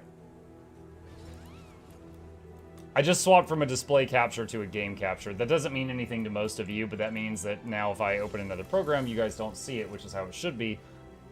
Unless I hit another button and I want you to see it. Okay. Now I can just put a big old document full of like gem codes right in the middle of the screen. And as long as nothing goes wrong, no one will know. Alright. Is anyone doing Etherblade right now? Yes. Alright, let me see if we can get in on that. You've been immortalized as an Asura forever? I mean, you've seen the plushie, right? I'm gonna be on people's shelves pretty soon. Hold on. For anyone who hasn't seen it, we're getting, this is a prototype. We're getting the feet remade, but this is version 1 of the plushie that 600 people have already ordered. So there's at least 600 of these that are going to be sitting in people's homes very soon.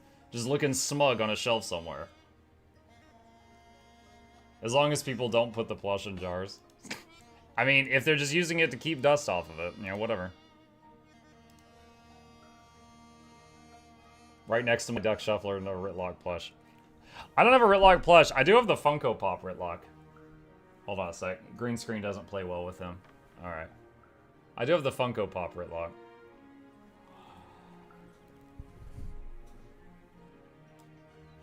He's going to people on shelves soon is incredibly ominous. Yes, you've heard of Elf on the Shelf. Get ready for Asura on the What rhymes with Asura? Bodega. Asura on the bodega.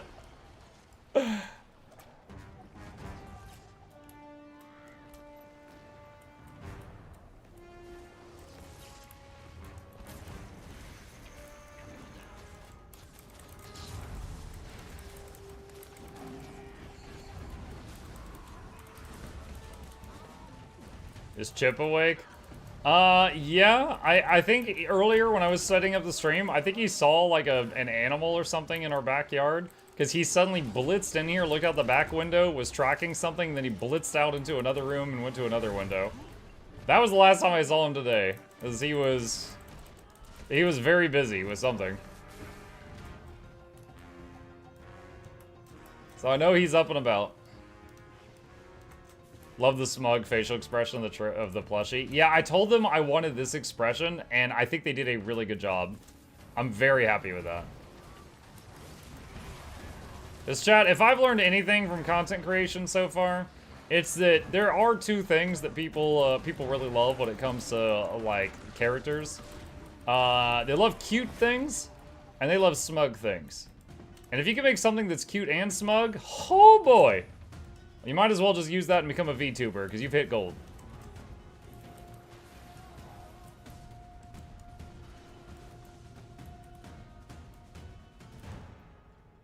Asura on the bureau?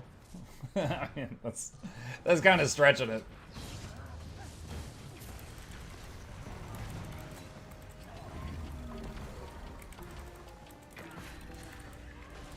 Mukluk VTuber win? Yo, I've turned into a potato many times. You've seen it.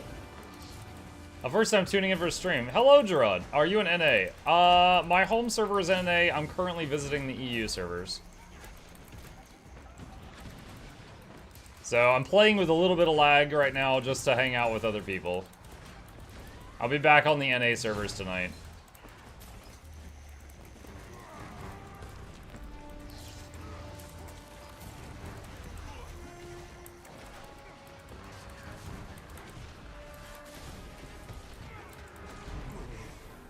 Nice.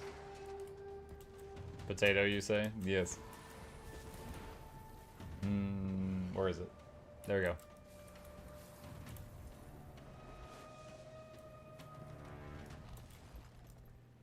Stocks are crashing in NA, better to invest in EU.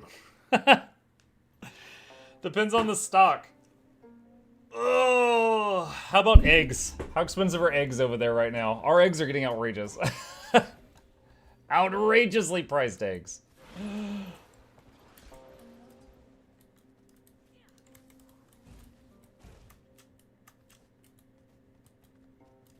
Invest in amalgamated gemstones.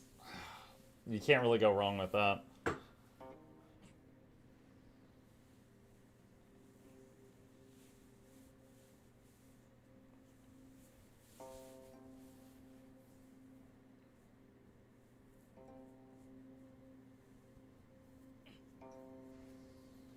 $50 per egg here, gift or take. $50 per egg? Per egg! Okay, those better be like ostrich eggs. Like, one egg is one omelet. $50 per egg? Good lord.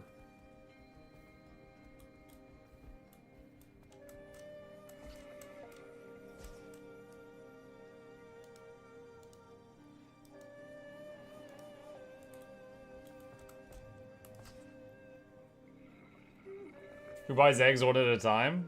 The guy with the ostrich, apparently. The Sura on the bureau. Farmer's market eggs still about the same price. Life is good. That's good. Feels like price on eggs are rising before Easter each year, at least in my location. A Sura with tempura. That sounds like you're gonna eat him. No, banned. Well, can I interest you in an RPG with tactical combat options similar to Dragon Age Origins, and also on a big discount right now? You've got my attention. Tower of Time. Let's see, Tower of Time, Tower of Time. So you think I would enjoy Tower of Time?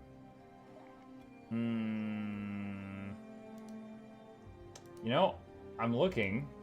I was gonna do something funny here, but I don't think that one ever actually made it to Mukluk Place. So, I will say this. Tower of Time was a great game, and I played it. Oh, nice, they copyright struck me. Wonderful. I played it back when I was someone who got 32 views per video. So if you'd be interested, it looks like this one's on the main channel, because I played it in 2019, and it predates the second YouTube channel where I have all of my playlists, my playthroughs. So I have played Tower of Time. Let's look at this terrible video quality here. All right. Yeah, all right. Yeah, there we go. Look at that. I don't even have a green screen yet. Ugh. Ugh. Did I even have a nice microphone? Look at this. Look how much I've aged in the last just 6 years. I've gone from this to a potato. Unbelievable. But yes, Tower of Time was a good game. Yeah, that was probably one of the first like 5 or 6 games I streamed. I had very few viewers. Would you recommend? Yeah, it was a fun little game. View number 33 incoming. Yeah, so at that time, for some reason, I thought it was a good idea to just put every single VOD on YouTube. So each Tower of Time video is like 3+ hours. But it's there if you want it. You became more handsome over time and also grew a beard. And also grow the beard. So the beard wasn't involved in the handsome. Thank you. Beardless muck, the dark times. You're so mean. The dark times. You want 10 eggs with 7 without yolks if you're bulking. Like, per meal? Or per day? Or per week?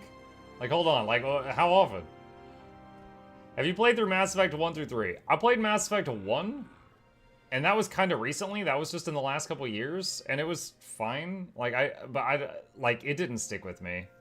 I remember that there was baddies called Reapers or something. Like, that's how much of an impact it had on me. I haven't played the others. Nev says 10 per breakfast. 10 eggs per breakfast. Good lord. You're like Gaston in Beauty and the Beast. Eating all the eggs in that freaking town. The reason everyone else was poor was he was just eating all the eggs.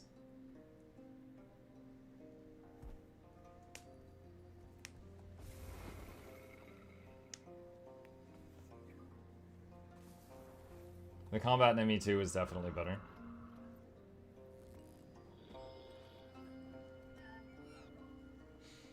How we doing on time? 45 seconds.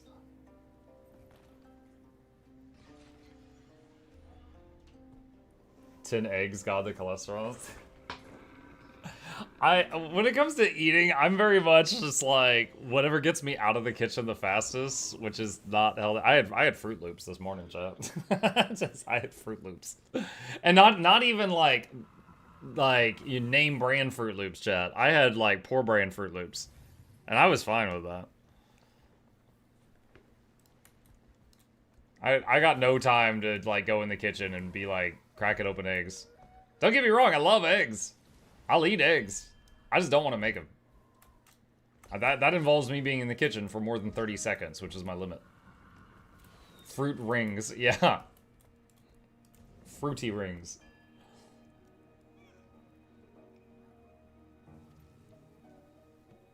Too bad Mass Effect Legendary Edition has a thing for copyright strikes. Yeah, I don't know if it still does or not. But yeah, when Legendary Edition came out, I said that I might try it because I hadn't played the ME series. And then they were copyright striking streamers left and right. So I was like, oh shoot, no, I'm not touching that. And then maybe it got better? I don't know. At the time it came out, though, it was bad for streamers.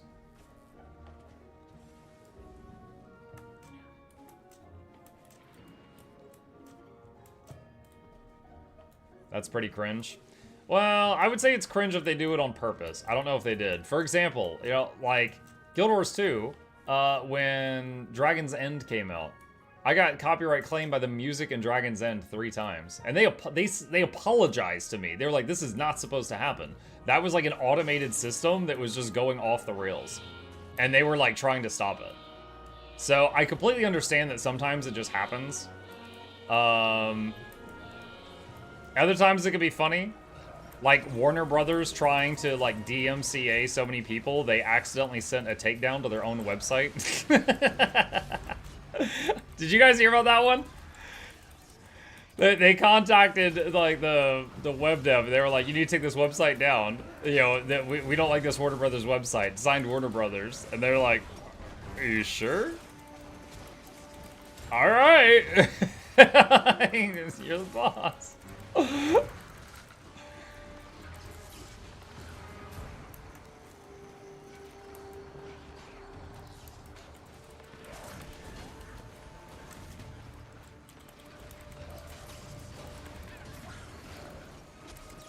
What happened, Warner Brothers? Copyright claim bot went out of control and basically sent a takedown notice to their own website. So the Warner Brothers website got taken down by Warner Brothers for breaking the copyright of Warner Brothers. It got fixed pretty quick, but it was just like a stupid example of the times.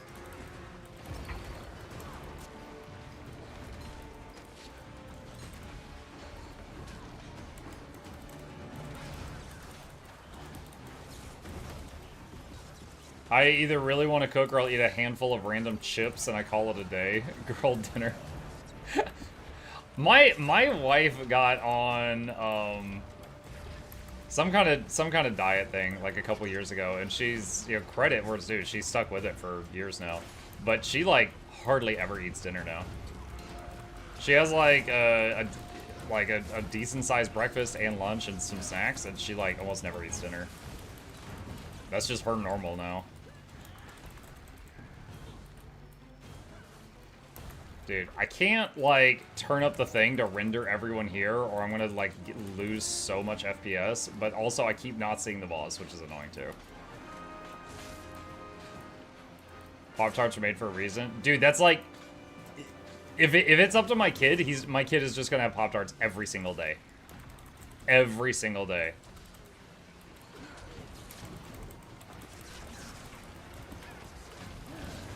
Like, if we run out of Pop-Tarts, he's like, there's nothing to eat for breakfast. I'm like, shut up, there's nothing to eat for breakfast. Like, that's his standard.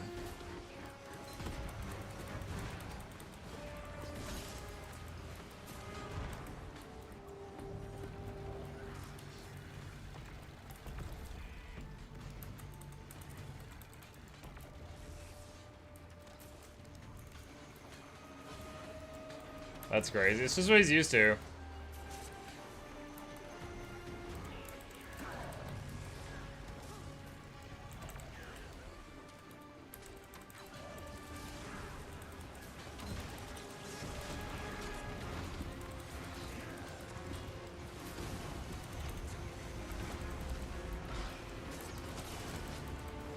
The diet sounds like intermittent fasting. I do that too. It's honestly super convenient. If you're traveling, you don't get hungry randomly.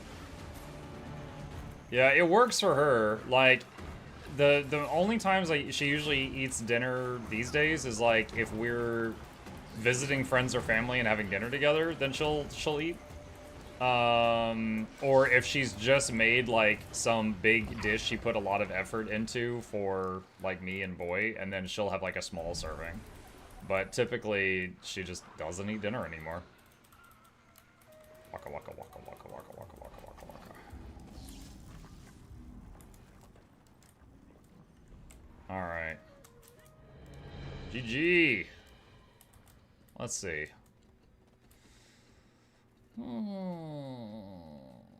I think now's a good time to do the bag cleaning. Whew. Alright.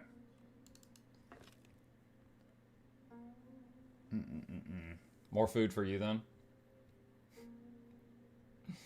That's pretty much what I do, but mornings are the meal I gave up. I try to eat only between 11:30 to 9-ish. I currently want to complete Iceberg Saga Masteries. What do you think is the most painless way to get the mastery points? Use the filter. So, go to the achievement screen, click this gear, add filter for Iceberg Saga, and it will only show you stuff that will give you points for Iceberg Saga. Click these and look for anything here that you're willing to do that looks easy. That's basically it. Like, first off, go for the ones that are just, like, on the ground, where you just go to them and then pick them up, and then after that, do whatever. Tokiza says, I'm not willing to do any of that. Well, you're shit out of luck, then. Like, oh, I don't know what I'm supposed to say. You're telling me you looked at every Iceberg Saga mastery in the game, you're not willing to do them, and what's a better way of doing them? That's it. That's it, bro. That's all I got. I was today years old when I learned about the filter. Anytime I tell people about the filter, there's someone in chat that's like, I didn't know about the filter. I just hit 620 mastery a few weeks ago, just found out about it. To be fair, the filter wasn't there forever, but it has been there the last few years.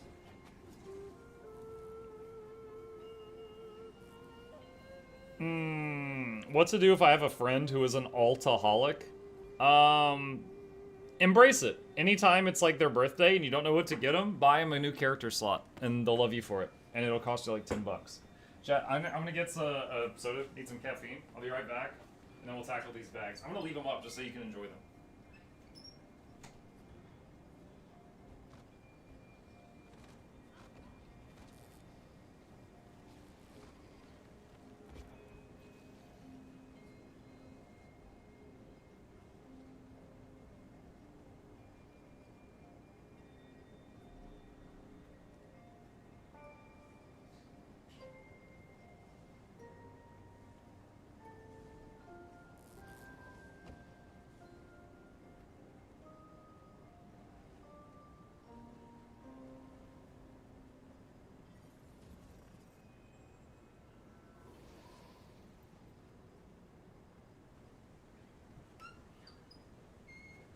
I'll check, hang on.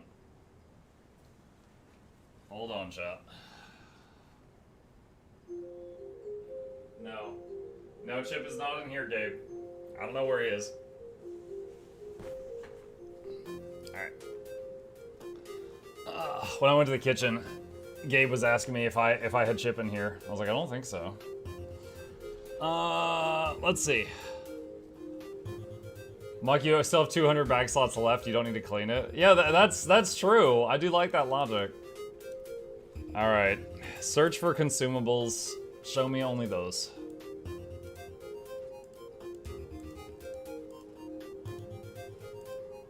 Freaking noodles.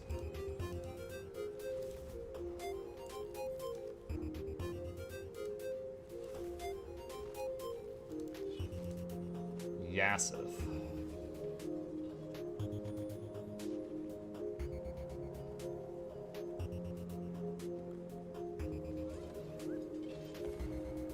Okay, I guess I have all those.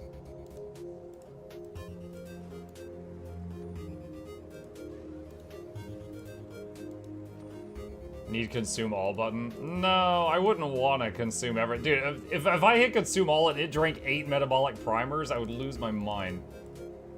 No, I don't need to consume all. If it was like consume all containers, then we'll talk.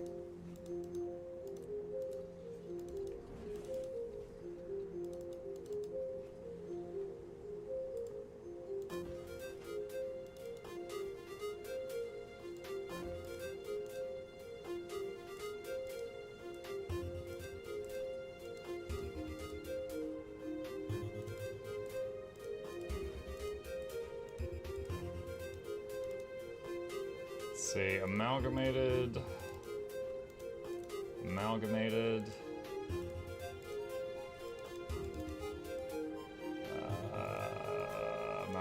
I guess. Phantasmic belongings.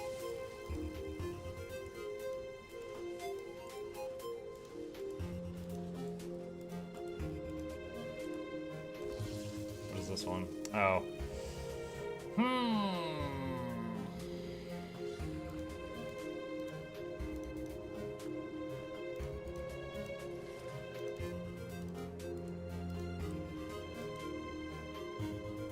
I never know what I can and can't keep, not sure if my bag is just full of trash at this point.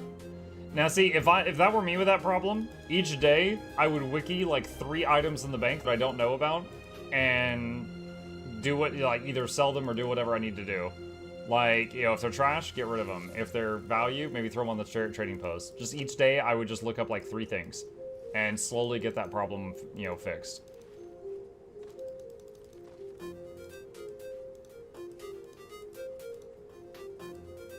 $250 cheese. Which one of you mailed me cheese triangles? Because thank you, because there was 5 gold. Send me more of those.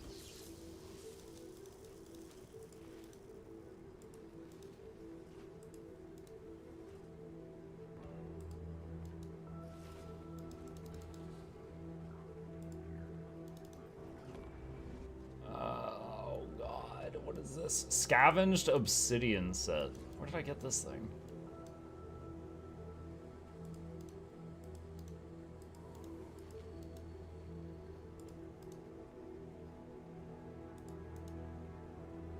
These look absolutely ridiculous. All right, I'm not gonna really use any of these, so we'll take that axe for a skin, and what was the other one? Longbow just for the skin, shortbow just for the skin. I'm not seeing skin pop up, so I guess they're tradable. Do I have all of these? Looks like I do. Alright, if I have all of them, greatsword's usually worth the most.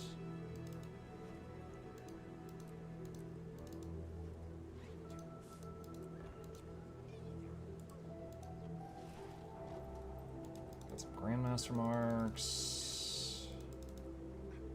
Oh god, 250 generosity's reward.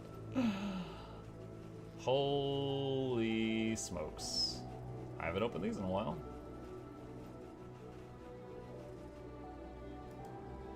Wait, did I just get a single candy corn from opening a Christmas bag? I didn't even know that was possible. I just opened 300 Christmas bags. I got 1 candy corn.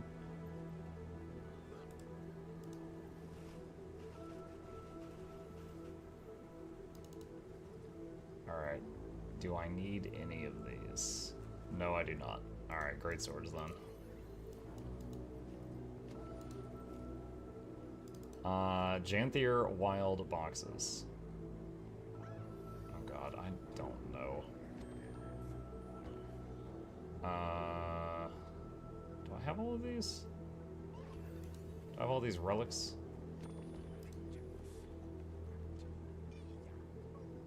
I guess I do? I guess I do. Bro, I don't know. Do I care about any of this? Not that. That's a no for me, dog. Okay.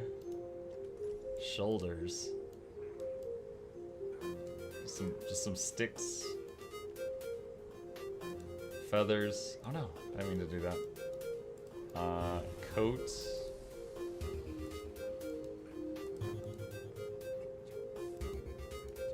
Okay. Glove. Love the shredder claws. That's just like bones on your arm. Is that heavy? That's kind of cool. That's kind of neat, honestly. Leggings. Okay. Alright, let's see. Take one of those. And we'll get a shoulder box. And we'll get a coat box.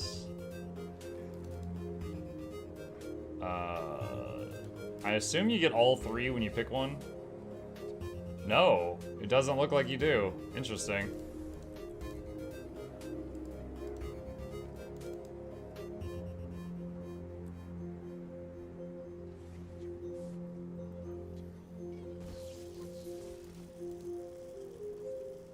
Okay.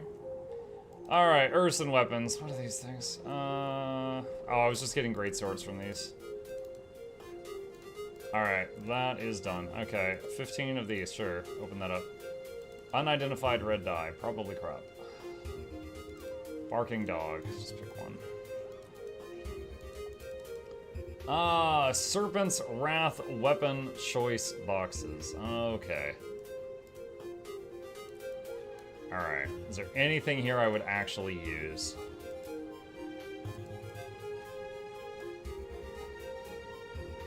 It looks like the little snake thing is blocking part of the sharp part of the knife. It's reducing how much you can stab with it.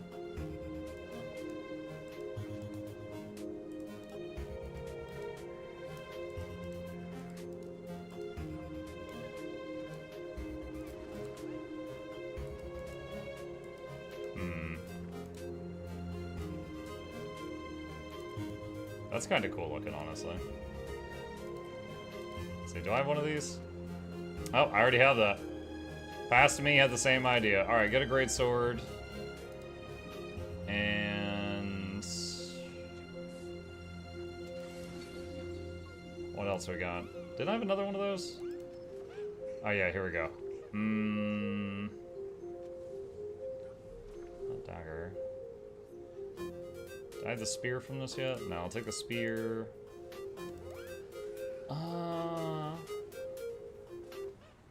Exactly what we're waiting for? I'm not waiting on anything. I'm just cleaning up my bags. People found this to be offensive, and I'm working on it.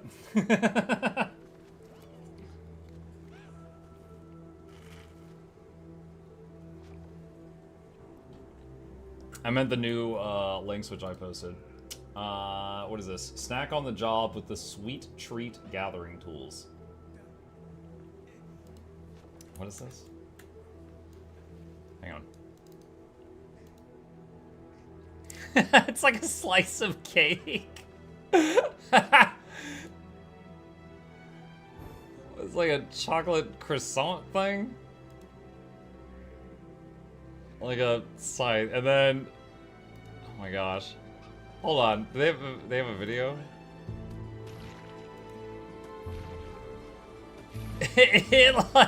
The cake goes every hit.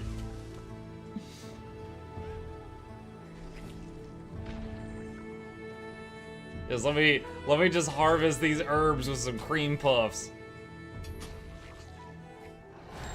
I will mine this ore with the power of Oreos and frosting. That is creative. Just props to the dev who was like, hey, this is kind of axe-shaped. We could hit it with cake. Why not? Oh god, I've got more butter in my bag. Okay, hold on a sec. Let me go over here. Talk to him. Sell junk. Oh, look at all those slots that just got cleared up. Alright. Search, but...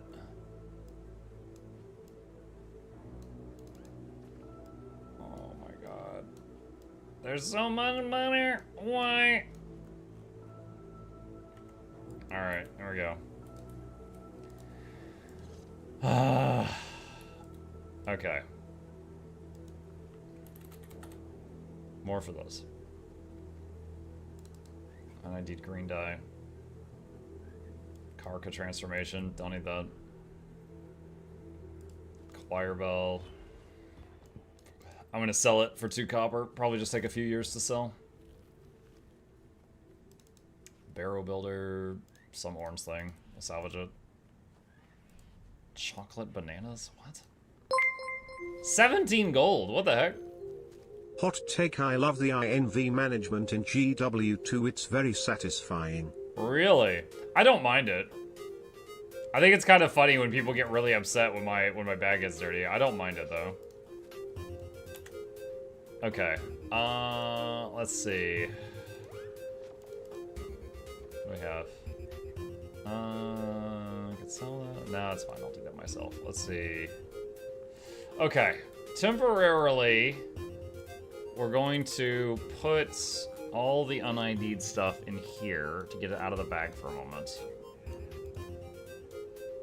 And if anything I've learned from Factorio is there is nothing more permanent than a temporary solution.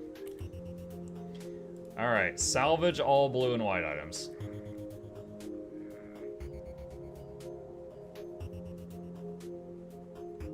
Okay. Salvage all green items. Is that it? I guess so. Okay. Salvage all yellow items.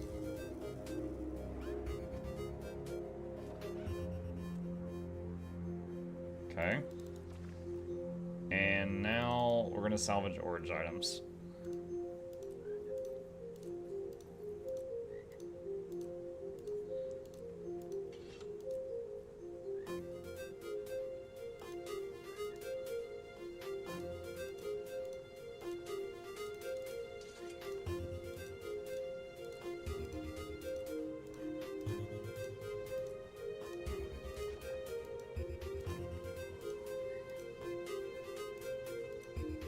Okay. All that. Muck, I like that quote. I totally stole it from one of you.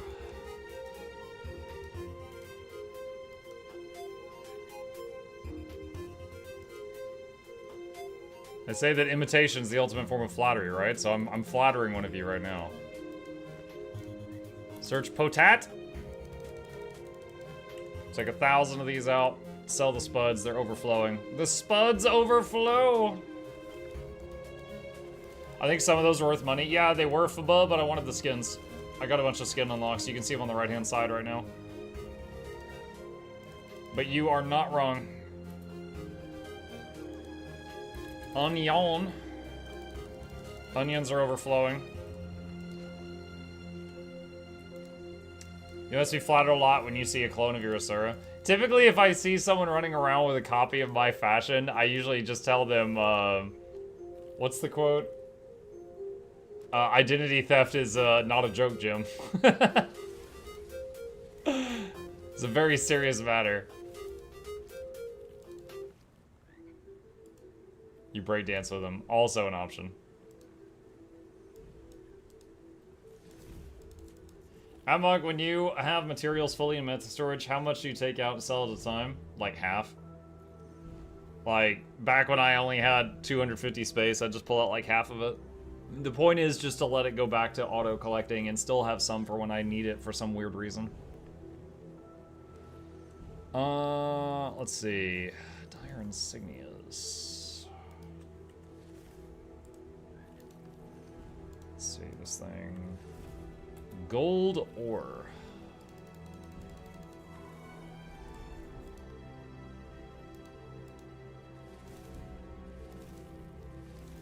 I like how it apparently takes 250 gold ore to make 1 gold coin, considering the value of it. Gossamer.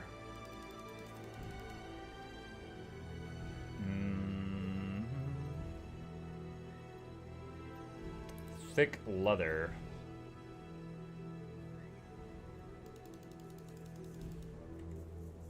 Gold inflation, yeah. Jade Empress sea statues.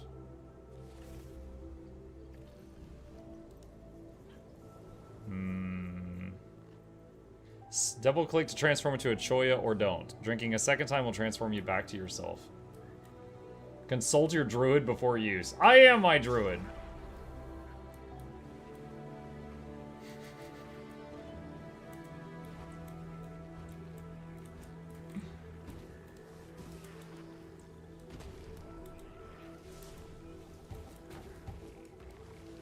I have never seen the maces be that big before. Whoa, the hammer!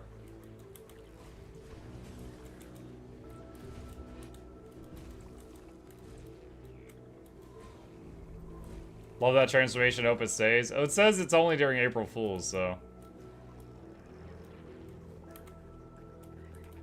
Alright, should have had enough time pass.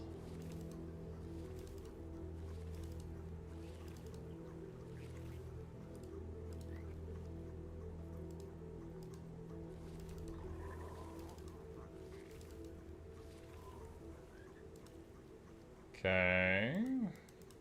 Alright, twitching forge metal. That is mostly built up by my character. That is at the Sanctum of Nabka. I just have to wait for 44,000 to sell. Dang it! The man!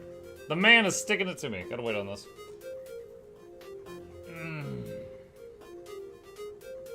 At this point, ArenaNet should put in a potato transformation in the memory of Muck. Wouldn't a potato transformation be more wooden potato than me? Vendor those? No. I will wait for 44,000 to sell. I am a patient potato.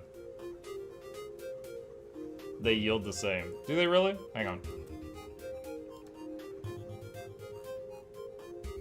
No, they don't. You lie as easily as you breathe. But it's close enough. Wait, what? Hold on. There we go. Alright.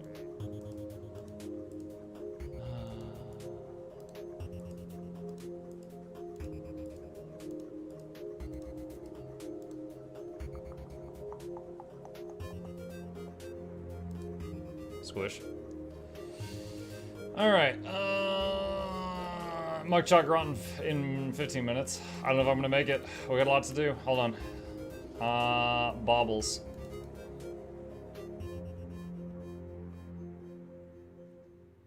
I just dump those at regular merchants. Oh, okay.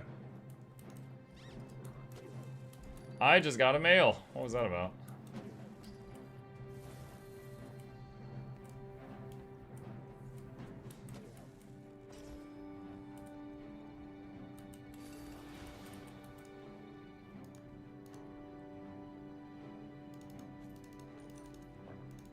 Alright, that got rid of 3 stacks. Okay.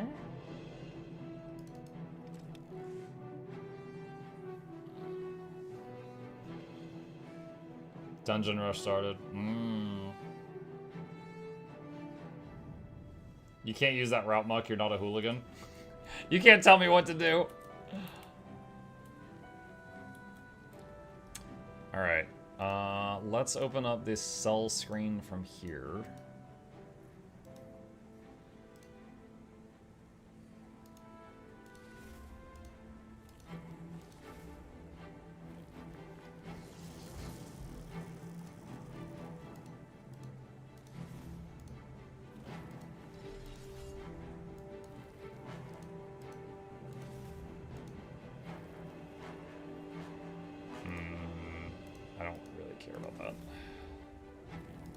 Winter's Day gifts. I don't really want to open the Winter's Day gifts. I'll just sell them. I get them from my home instance tree each day.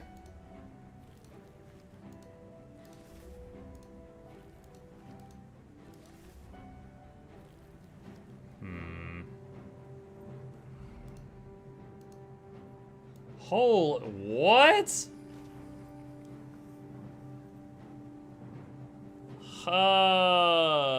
Okay, so back when I used to play a Condi build, I remember I was using these as consumables, and I do not remember paying this much for them. Did the price of these go up? Like, it might have been a year since I bought these things. And there's no way I spent like 50 plus gold on a stack of these. That was wild. Invest in Condi food, chat.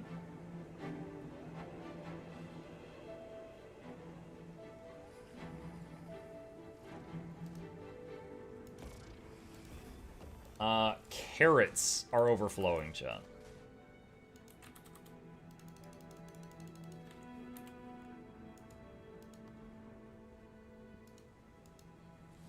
They used to cost 18 silver each. Yeah, I don't doubt it, because there's no way I would have... Dude, I'm such a cheapskate. There's no way I would have spent 50 plus gold for a stack of maintenance items. There's no way.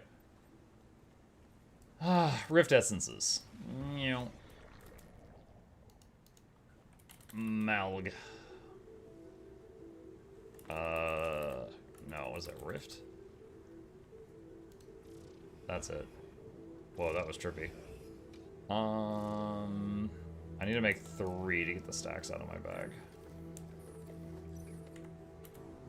Alright. There's that. Don't need that. Booster, I can put that in the bank.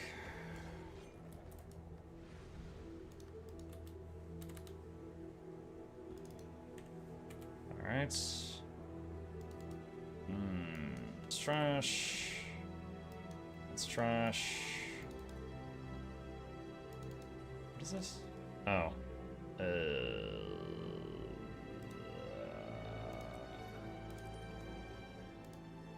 that.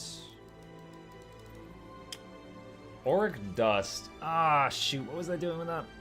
Wasn't there something on the portable exchange that was good for Auric Dust? Oh, gods.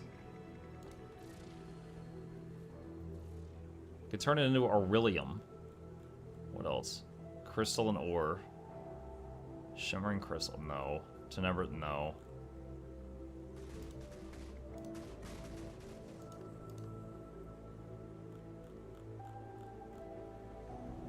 Let me look at fast farming. Fast farming would be able to tell me if their website's working decently today.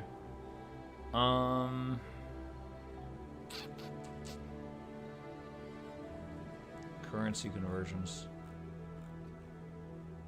Do they not have one for Auric Dust?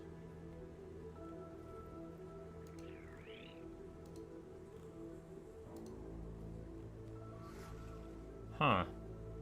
Seeing you move to a bank when you have a permanent bank in the bag hurts me a little bit. This is muscle memory. It's just faster for me.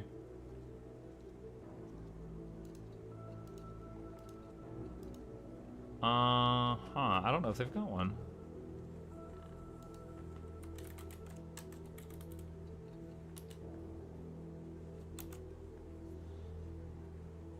In the last menu of converter?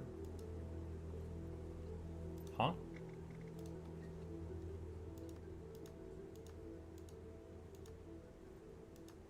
Oh wait, hold on. There was some stuff for twitching forge metal right there too. Astral fluctuating mass. So I said can turn some dust into these things, so that's just like random loot.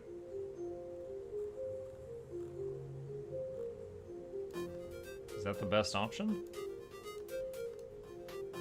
Looks like it might be.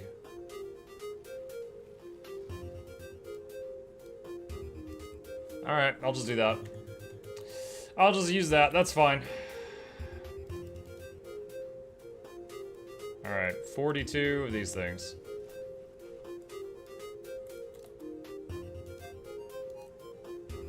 Alright, sold all the junk. Ah. Deposit. Salvage blue and white items. Deposits. ID those. Salvage greens. Deposits. ID those. Salvage yellows. Deposits. What's left? Zytaffy is overflowing. Take 1,000 of that. Oh no, 750. Oh, that's fine. Close enough. You get salvage dyes? Yup.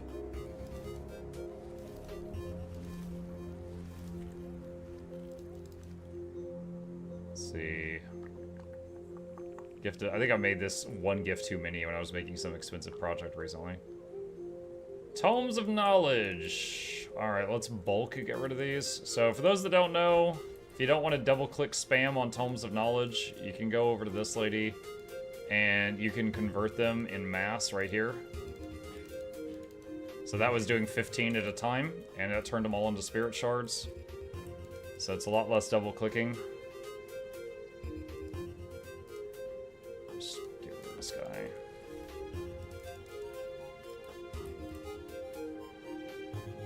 Am I the only one who loves the UI of this game? Its quality of life features like depositable materials. No, you're not the only one. It's good. Oh shoot, I missed this.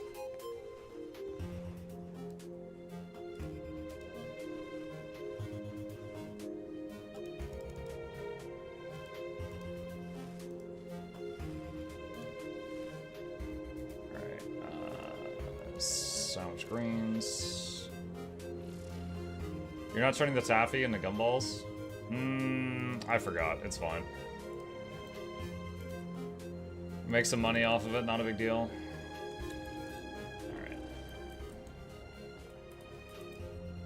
And sell junk again. And we're down to 96 out of 480 slots. Bank Access Express. I have a permanent bank. I don't know why I saved this, but for some reason I have a stack of those going. In the bank. What is this? Wrapped gift. Can be used to give to orphans. Delete.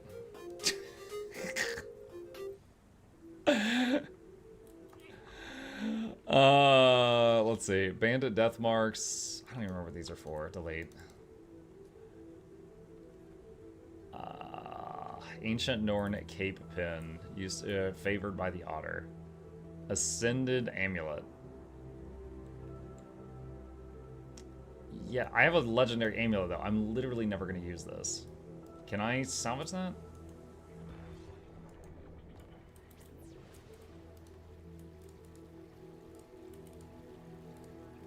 Open the freaking... There we go. Which one of you has the thing? There. Okay. Alright, that's gone. Mug just found an item from 4 months ago. Dude, I have tons of items in here for ages because I keep thinking like, oh, someday I'll do something with that. Encoded orders, like this. Like, I don't remember what this is. Just toss it. Order of Shadow Seal. I don't know. It's been there too long. Don't care. Mystic Forge Stones. Yeah, we're down to 83 of these. For those that don't remember this fateful day years ago, there was a day I needed a bunch of Mystic Forge Stones, and I bought like, I don't know, like 50 of them or something. However, I didn't realize that when you buy a Mystic Forge Stone, you don't buy them one at a time. You buy the, hold on, like what? They're sold in like packs, and so instead of getting the like 50 I bought or whatever, I ended up, or no, it was the Mystic Crystals. It was the Mystic Crystals. Sorry, wrong item. I thought I was buying them one at a time, but I was buying them 5 at a time. And I forget which one, but one of my, oh, here we go, 87 left. Yeah, I've been working for years to slowly, like, chew through them. Mystic Forge Stones were from back when daily login rewards were a thing. I was thinking of the wrong thing. Okay, I don't have any keys for that.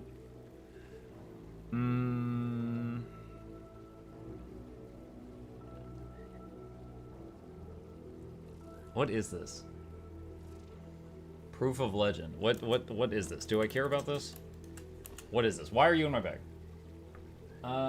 Proof of legend are items used to purchase unique rewards from the ancient armorsmith vendor, including Decades armor. Oh, okay. Yeah, I guess. All right. I guess I'll keep that.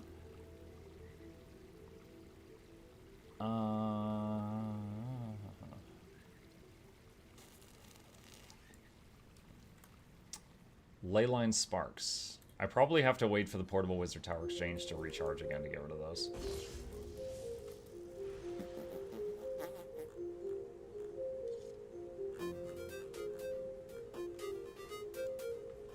Luck.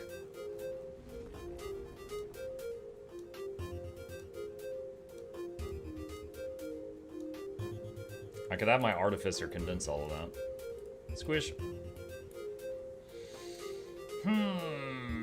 I still don't understand the cafe thing.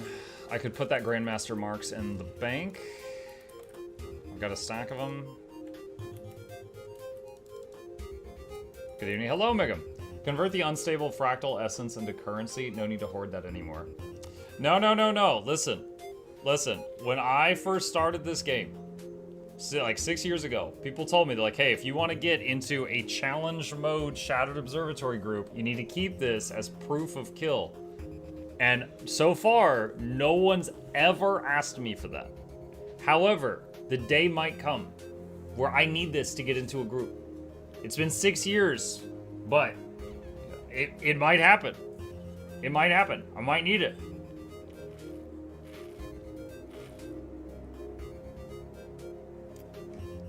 And I'll regret it if I don't have it then. You don't need it anymore? You don't know that, I might. Glove box.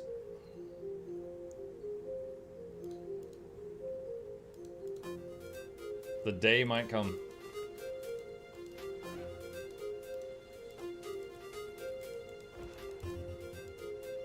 Punk needs hoarding intervention. I literally have deleted so much in the last few minutes. Get off my back. This one, I can't decide.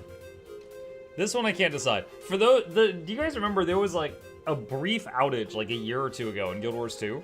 And they apologized by giving a bunch of people mounts.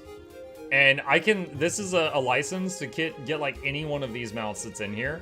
And I'm indecisive. I can't pick which one to get. So I've been carrying this license around for like a year. I'm not sure. There's too many cool options. Anyway.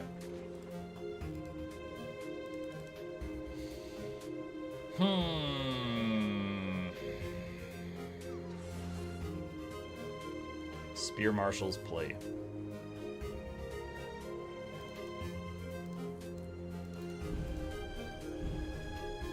Abomination weapon box. Alright, we're gonna pick one of these just to get this box out of here. Alright, what do we got? Ooh. Ooh. Ooh. Brother, ooh. Ooh.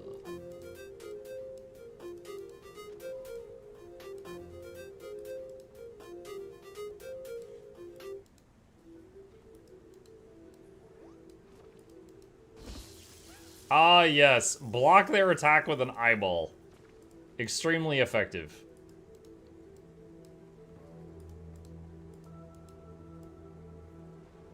Yeah, I'm not putting that war horn anywhere near my face. Alright, I'm just gonna pick the first thing on the list.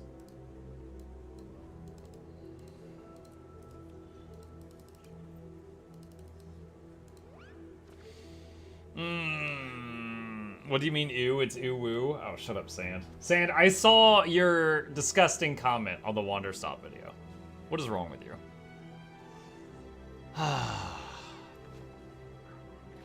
What's the blue egg next to the Hall of Monument Stone? That's the otter enrichment. That's the thing that gives you the flying otter around you. Can't get rid of that. What if I need an otter?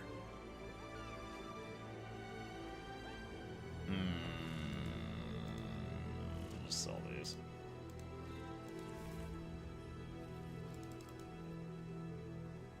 What was this thing for? I don't remember this.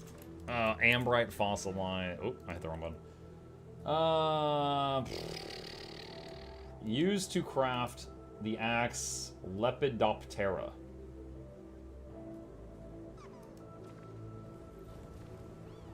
Looks dumb. I don't care.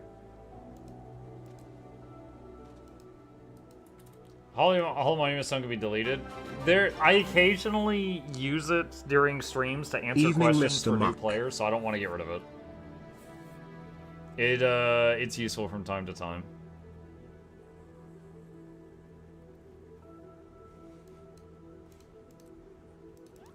Who is that? Sony's Psycho. Thank you, Sony. Appreciate you. What do you mean, what if? You absolutely need an otter equip right now?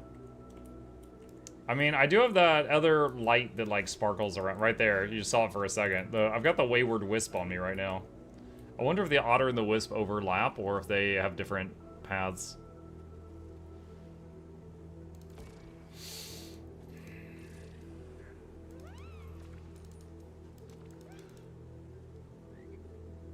Use Herda and Maudry. I already used converters today. That's already done.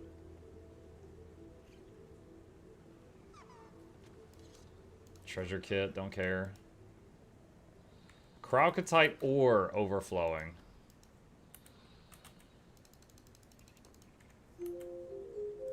No. No. No. No. No. Close enough. Alright.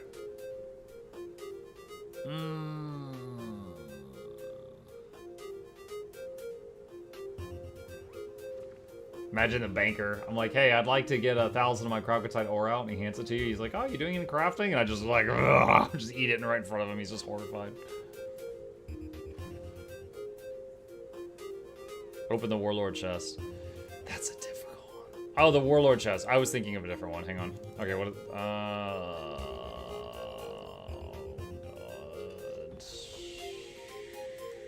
You know what? No, that's too many clicks. Oh no, this would be even more clicks.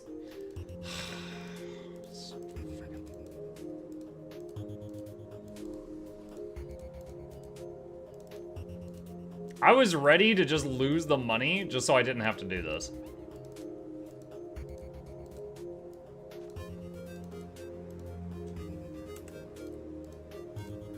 Oh my god.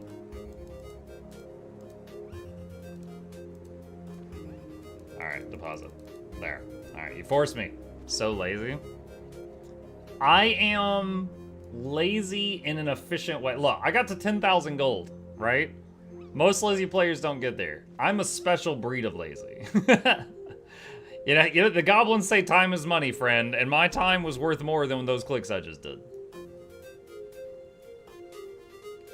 I'm the kind of lazy that would, like, nail the TV to the ceiling so I could lay in bed and watch TV without moving.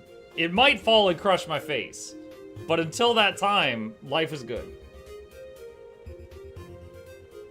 Alright, lazily accruing wealth, you sound like a landlord. Bold of you to think I own property.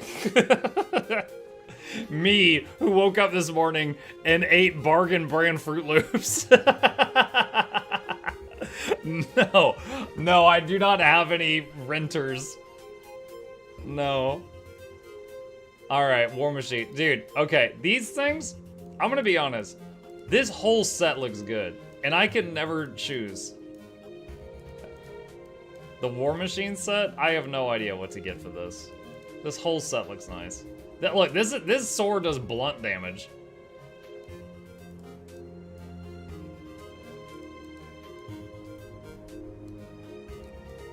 Look at that longbow, what the hell?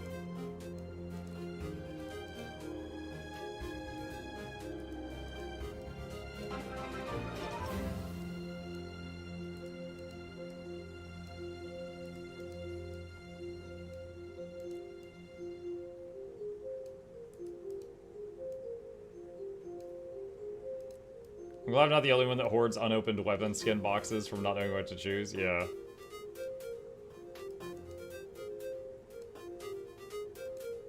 Yeah, I'm like, I don't know what to pick, so I have a great idea. I'm gonna hang on to this until I get 50 of them, and then I'll get all of them at once, and then I don't have to be indecisive. That makes sense, right? God, that shield looks good. But, like, you know what this reminds me of? A Bulwark of Azeroth. The Mucking Door. Hold on a second. For the non-WoW players, alright, this is a very desired shield, and I'm gonna show you why. Here's a guy holding it. There's his left hand shield, and that's his sword from his right hand sticking out behind it. This thing dropped from Illidan. It's such a nice graphic. Hold on a sec. There's another shot of it. Yeah, I don't have any builds in the game though that use shields at the moment. But that is a really nice graphic. I like how like thick it looks too. Like that looks like it'll stop some friggin' bullets. Heal mech? Maybe. I haven't been playing it lately though. It does clip with a hat a bit though, which is unfortunate, but I do like the graphic. I do kind of like that there's like these scope things on the longbow. There's a lot of these I like.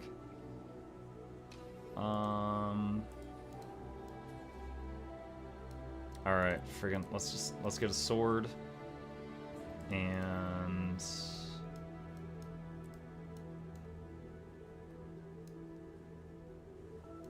I'm really not going to hate any of these. These all look nice.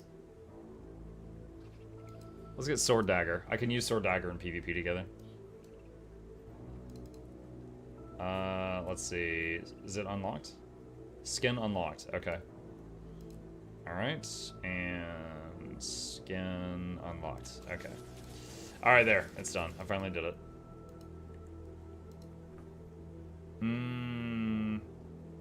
I don't need... How do you get more War Machine skins? I know it's related to World v World, but I don't know exactly what you have to do.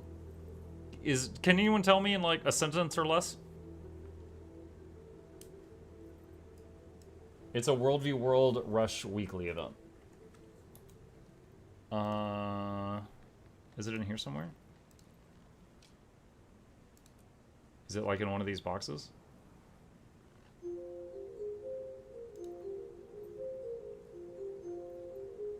It's only... Okay, so it's a weekly event, but only during Rush. Okay, got it. Thank you. So I must have done that once or twice without thinking about it, and I got those, and then I just hoarded them for a long time. Oh, I might actually have to stick my toe back into that game mode when that happens again, because those are pretty cool looking. All right. Chat, that is the cleanest this bag has been in a long time. Look at that. We have 407 slots open right now. Yo, I have a birthday blaster? I don't remember the last time I found this thing. Have some cake. Treat yourself. Now about the Cairn Longbow and the Traherne Sword. No, there's a reason for the Cairn Longbow. Whenever I play the Arrow Cart build in World v. World, it requires 2 longbows. I have 1 legendary longbow, so I need a second Ascended longbow to go with it. So that one's there for a reason. Traherne Sword. What's the Traherne Sword? Where do you see a Traherne Sword? The dagger? Same thing. I have 1 legendary dagger, and occasionally if I use a build that has a main hand dagger in one set and offhand in another, I need a second dagger. So that's a reason. Are you a bit sad that we won't get new elite specs anymore? Sure, a little bit, but at the same time, I'm a realist, I understand. Like, there's 27 elite specs in the game, and if you play PvP, you know that they're not balanced. So they're struggling enough with juggling the balance for 27 specs right now. Adding more would make the problem worse. Arrow cart build? Yeah. There's a video on it. So this is if there's any one build that I ever made and it kind of got popular in the meta for real, it was the Arrow cart build. That one is still used by some folks. Let's see. This is it. Let's just pull it up on YouTube. Hello, everyone. Mukluk. All right, so the idea of this build was you abuse quick draw and what was it? That one right there, the Grandmaster's like lead the wind, and you can get the cooldown of barrage to be almost the same as the duration of it. So basically, you can just constantly, from like 1500 range, just rain damage on enemies, just like nonstop. And like, this is it. This was back when, what was it, Retaliation? Or whatever, the damage reflecting boon was still in the game. That was the only thing that gave this build trouble. That was literally the only thing that gave this build trouble, was the reflected damage from that boon. Is I would slowly just whittle myself down from just constantly wailing on them. What boon? I was trying to remember the name of it. It was like Retaliation. And it was a guardian thing, and basically it was thorns, right? When you hit an enemy with Retal, you would take damage. So since I was constantly, since I was constantly hitting people like non-stop from an extreme distance, I was constantly hurting myself because of Retal. So I was having to use my heal skill like on cooldown just to be able to stay alive through like the damage that I was putting out. But yeah, it was this build requires 2 longbows to make it work, but then you essentially become the mobile version of an arrow cart. And you can just make raining damage happen from 1500 range just almost nonstop. But yeah, it was really, really fun. And I still sometimes go in there and use it. But yeah. You get a lot of bags too. But yeah, it requires 2 longbows. I have 1 legendary longbow, so the second one that's ascended is just for in case I decide to go arrow carting. That's it. Spotter on the buff bar? Yeah, it's been a bit. But the build still works.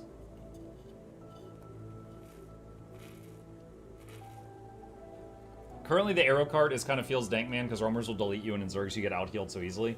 Surely you'll see you've done 500k damage, but in reality it's 1k hits being instantly healed.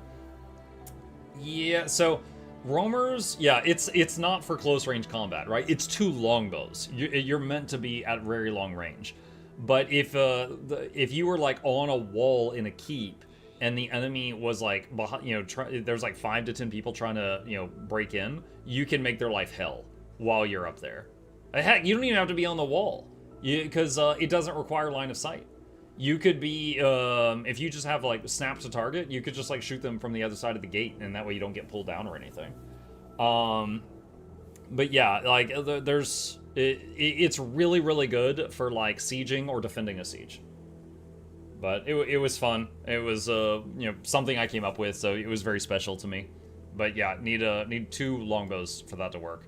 For those who don't know Ranger, there's a trait called Quick Draw, and what it is every time that you weapon swap, the first skill you use has an extremely short cooldown. So basically with 2 longbows, you just weapon swap barrage, weapon swap barrage, weapon swap barrage, and you only use barrage right after a weapon swap, and it keeps coming back off cooldown. But even if the enemy has healers, it's applying pressure to them. There's only so much they can take. So you just keep doing that. Plus, things like catapults you can't heal. So, like, near the end of that video I just showed, there was a moment where I was just barraging their catapults constantly, and they had to fall back because I broke their catapults. But, yeah, I mean, the metas change. You know, builds come and go. That was just a really fun one that I still enjoy from time to time. Beardless Muck looks way too much like me. I just have a better hairline. I mean, probably. I don't have like a competition level hairline anymore. Anymore, as if I used to have a competition level hairline. No, now we got the Vegeta hairline. Kakarot! Let's see, what do we got? Gang War, Oil Flows, Fire Alley. 5 at Rangers rocking that build to be, yeah. And again, it's kind of like a guy with a sniper rifle, you know. It's not going to, the Ranger's not going to be able to fight well if you get close to him. But if they're like, again, attacking a wall or defending a wall, it's fantastic. It can do so much damage that is not reflectable because it's not technically a projectile from a very long range. Okay, let's see. Really want to do any of that. Could converge or do a dragon storm. One of those would be fun. Plus chip. Hold on, I have to tab out. There we go. Pet chip. Chip is not nearby. Give him a coffee. Okay. Hold on a sec. Do that and that and that and that. Okay. Let's do that. Hang on. Let's go over to Janthier. Could play World v World. Gonna be eating lunch in a few minutes, so I don't want to get into that. I want to do something predictable. Mike, would you like Vegeta's Super Saiyan 3 hair? I don't remember ever seeing Vegeta go Super Saiyan 3. But I haven't seen Dragon Ball content in a few years. So if they recently did that, I didn't see it. Hang on a sec. Vegeta SSJ3.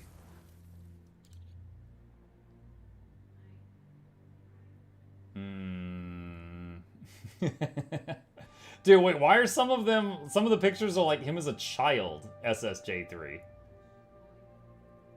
Like, what, did he turn into a kid at some point? What the heck?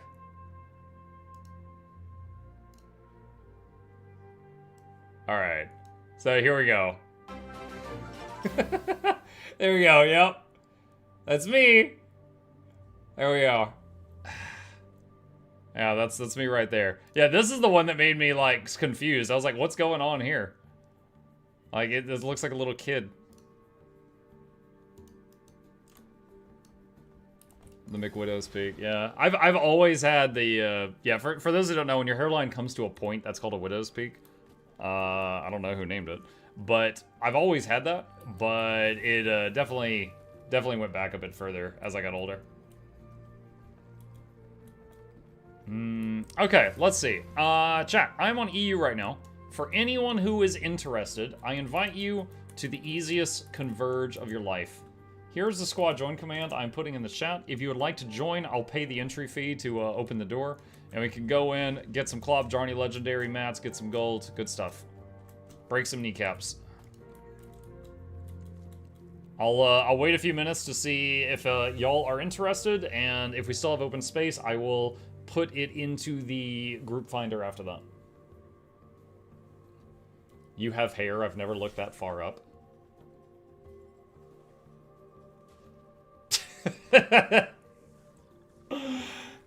Only news about next time is going to be in the fall of August. He goes SSJ3 on Dragon Ball Daima. Okay, I've never seen Daima. Dude, I used to watch DBZ on Adult Swim. I remember watching Dragon Ball and DBZ. I think I saw a little bit of GT, which I don't even think is canon anymore or something like that. And I saw bits and pieces. I've seen the clips of him going Ultra Instinct from the newer stuff. I don't know what Daima is at all. Where was the invite? It's in the chat. I'll put it in the chat again. That's the invite right there. You just copy paste that in the game.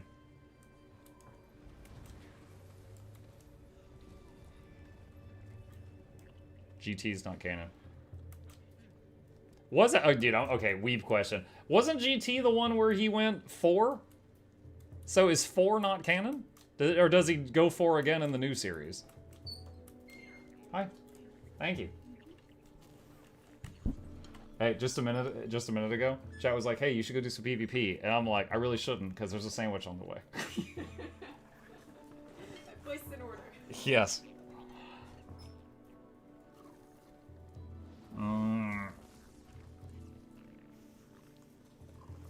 He goes Super Saiyan 4 in Dragon Ball Daima.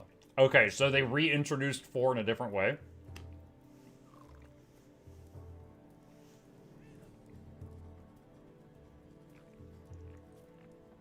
Any chips? So usually when I eat on stream, my wife tries to bring me food that's not going to get my hands greasy. So this is just a peanut butter jelly sandwich. And then usually after the stream, I'll get like some kind of side item as a snack. Okay. We got 37 people ready to bust some heads. That's awesome. Let me go into Rift Hunting. Privately converging. All welcome. Alright. And I'm gonna open the door. And I will pay the fee. There we go. And once we're inside, I'll start messing with the groups.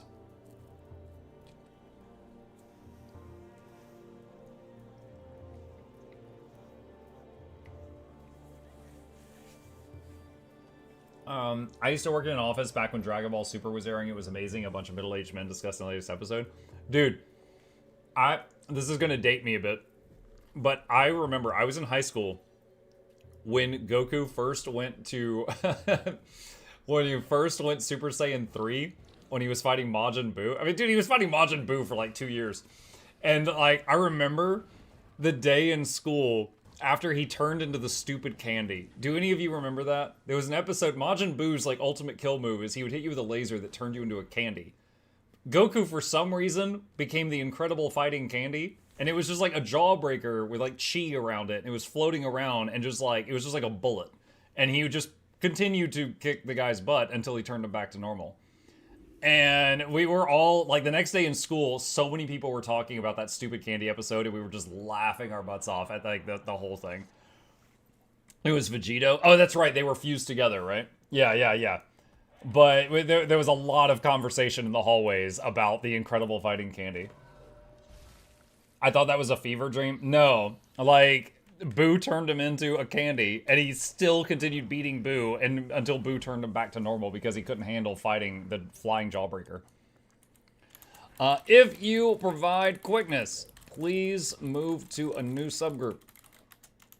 If you provide alacrity, please join one of the solo quickness people. If you are pure DPS, please fill in the groups up to 5 in each. All right.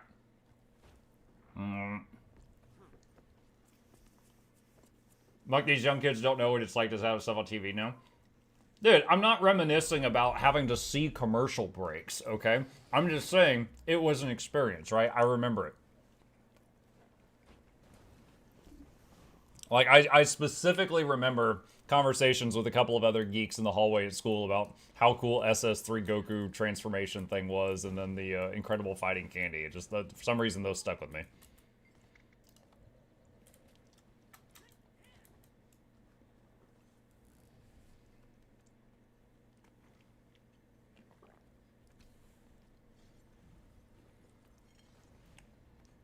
Imagine the TikTok kids nowadays speed scrolling through content less than 1 minute while we watched 5 episodes of Power Up. Yeah.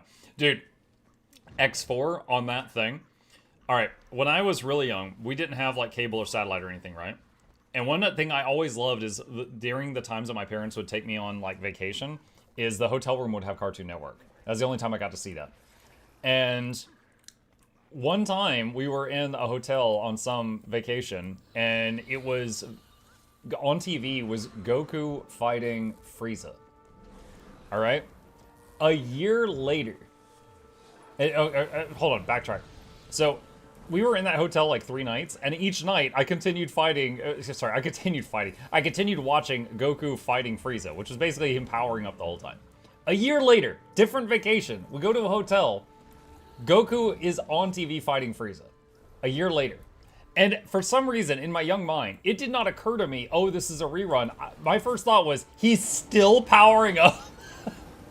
Like, that made sense to me. I was like, oh my god. Yo, this is a long fight. Like, that completely was logical to my brain. Even my mom, because, you know, I was in the hotel with my family, even my mom was just like, oh my god, it's still going. She's like, this is like General Hospital. I was like, yeah, but we have no idea. 5 Namekian minutes, yeah. Man, yeah.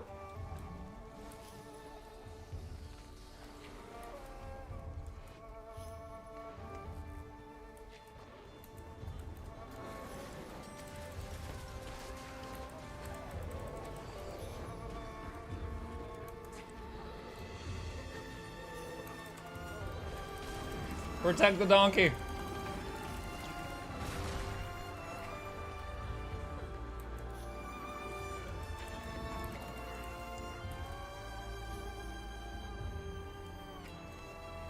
Kudos to EU for filling up the teams of 5 persons each. Group 1 still has 8. They did pretty good, though. Hey Muck, big fan, hashtag simp. Hi, Trickster.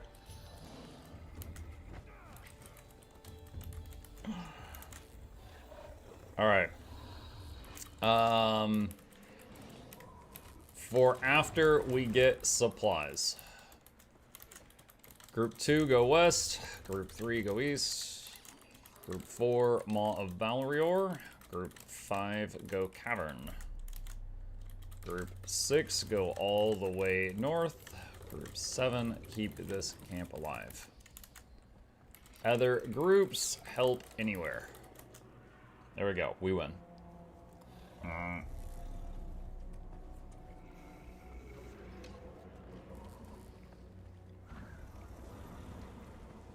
Trying to watch Evangelion in high school involved a lot of logistics and talking with strangers. I've never seen Evangelion start to finish, but I have heard about how confusing it is. Dude. Alright, so yeah, I didn't even know that, at that time in my life, I didn't even know anime came from Japan. As I just saw it on Cartoon Network on late night Adult Swim. And I remember my first introduction to anime was, what was it? It was DBZ, Naruto, Bleach, One Piece, Outlaw Star, Trigun, Cowboy Bebop. Yeah, just, oh yeah, Pokemon, yeah. Yeah, like, all of those were basically just like, you know, late night Adult Swim. They would just blast through all of these things, which are now like classics. What were some other... Oh, Yu Yu Hakusho. I really enjoyed that one. Not that I didn't enjoy the others, I was just... There's definitely more. There's definitely more. They're not all coming to me at once. Samurai Champloo. I watched that. Yep, I saw that one.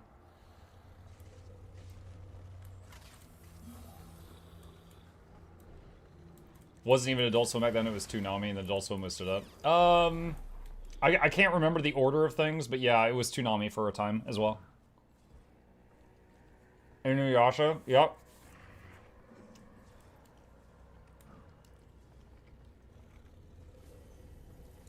Dude, Inuyasha was a funny one.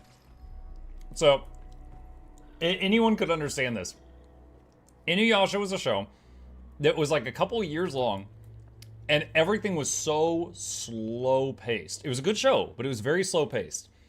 Then, like, 10 years pass with, like, silence. Then they released, like, the final season, and it's like every episode, someone died, enemy dead, power up, new Super Saiyan form unlocked, enemy dead, game over. You know, it was like season 2 was on a friggin' high-speed track. They had no time to waste time for that final season. They blasted. They blasted through it. Wait, what? Uh-oh. Uh-oh, did this bug? Okay. The location I sent group 2 to, the thumper bugged. So, okay, group 2 thumper bugged. We can still finish this, help the other thumpers. We'll just add 1 to 2 minutes.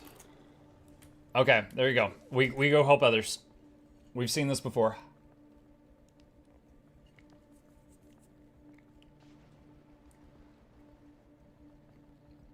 You can succeed? Yeah, it just takes longer.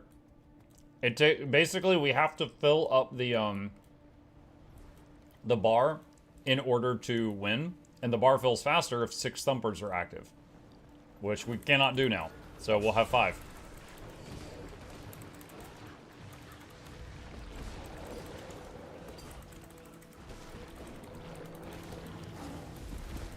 One person in chat is saying that it's because we had so many people standing on the thumper the moment it became active. We all, like, filled up the progress bar in a single tick, and that broke it. I don't know if that's true or not, but that is the current theory.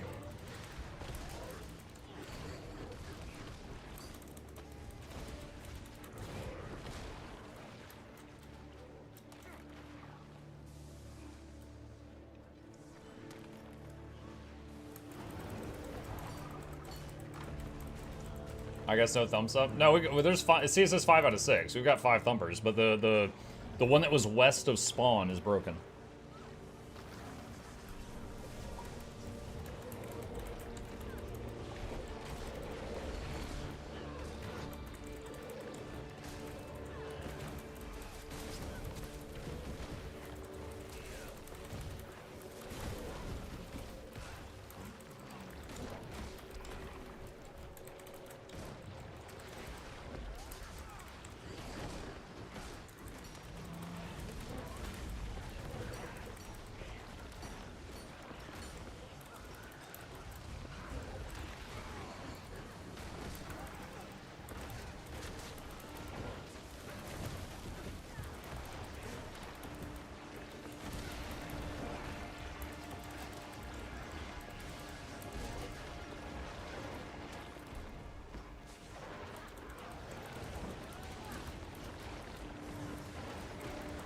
Thanks to the raid guy. Enjoy raids now. Hello, Lezer. You're very welcome. I'm glad to hear that they're still helping folks.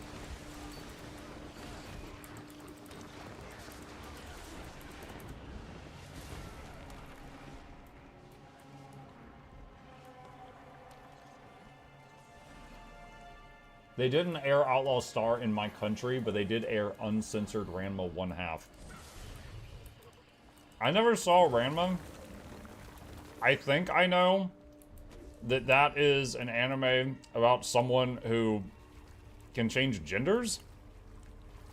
Like, the main character is just sometimes male in some screenshots and sometimes female. Other than that, I don't know the lore of that show at all. I don't know what's going on there.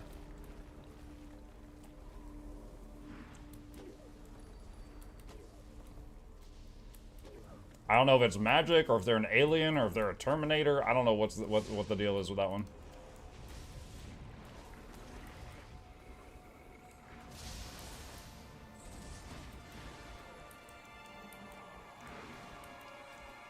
Did you watch Tenjo? I don't think so. It doesn't ring a bell.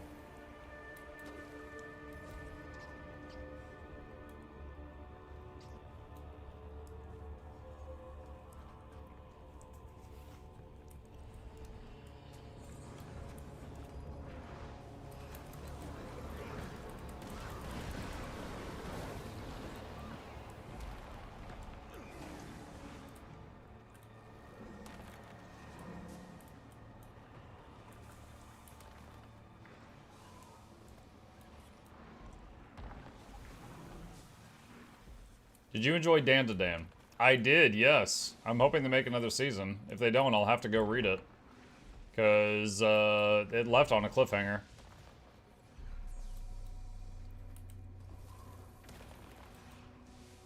Alright. Gather essence, turn it in. Need to fill the bar.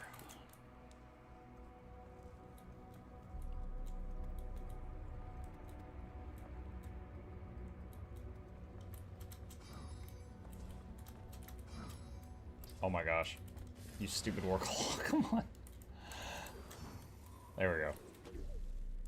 I'm so excited. 1 week away for completing my final set of Obsidian armor. I just need 10 Mystic Clovers and 3 gifts of research. Nice. That is a big project.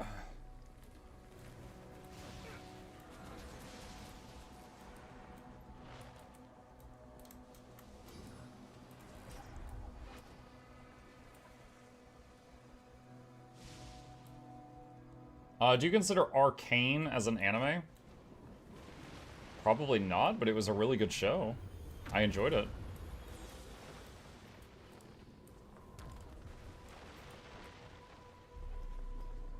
I mean, in my mind, anime is just like animation from Japan.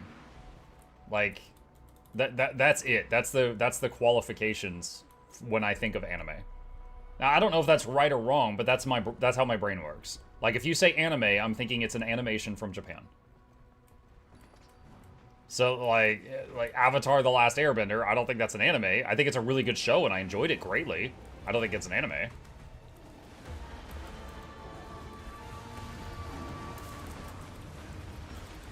If there's any new folks here, kill the little dudes first. And just hit them until they vanish, and then the big guy will be a little easier.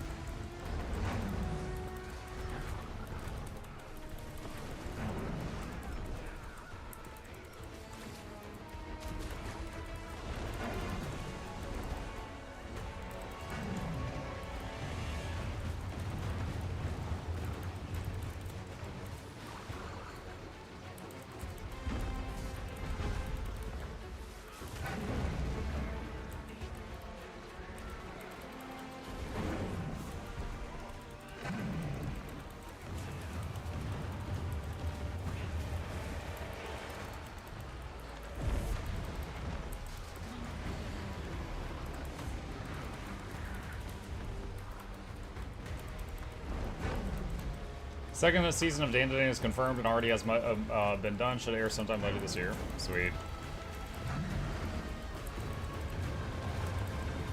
Demon Slayer is what art represents at the moment of anime for me. Oh yeah, Demon Slayer was really good. Visuals, music, everything.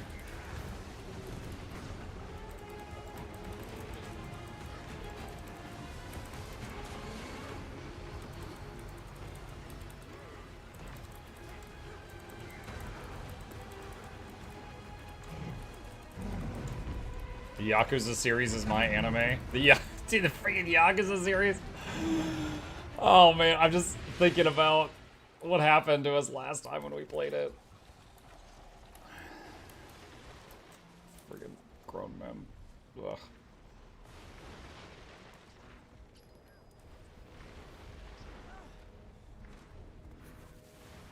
For those who weren't there, we started playing Yakuza Like a Dragon during the morning streams, other than Tuesday mornings.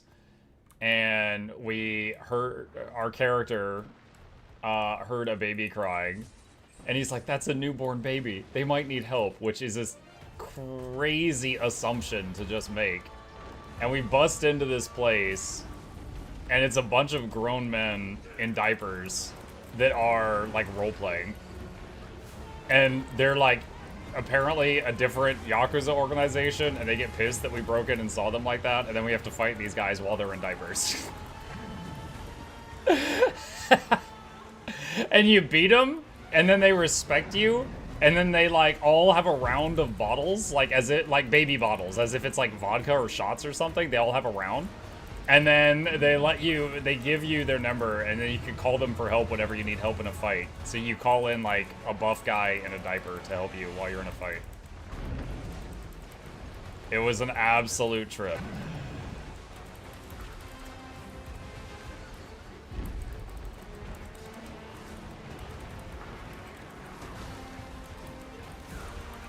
Get out of the puddles! Get out of the purple goo!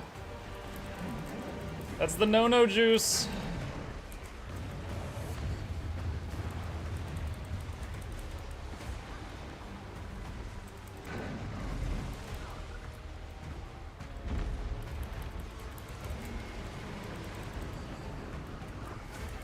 Get out of the purple puddles!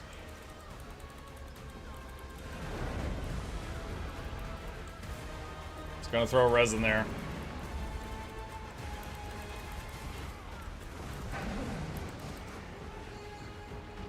CC.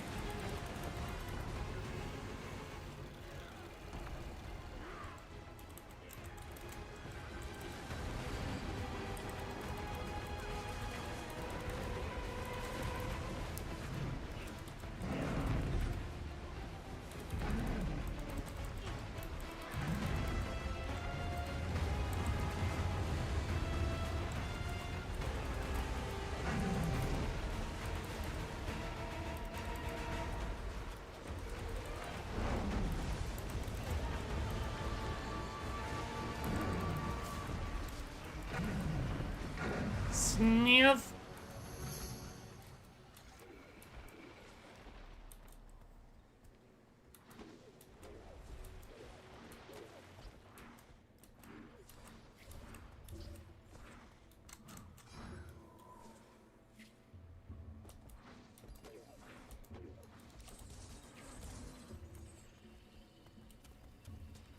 Guys, look at me! I'm so curvy!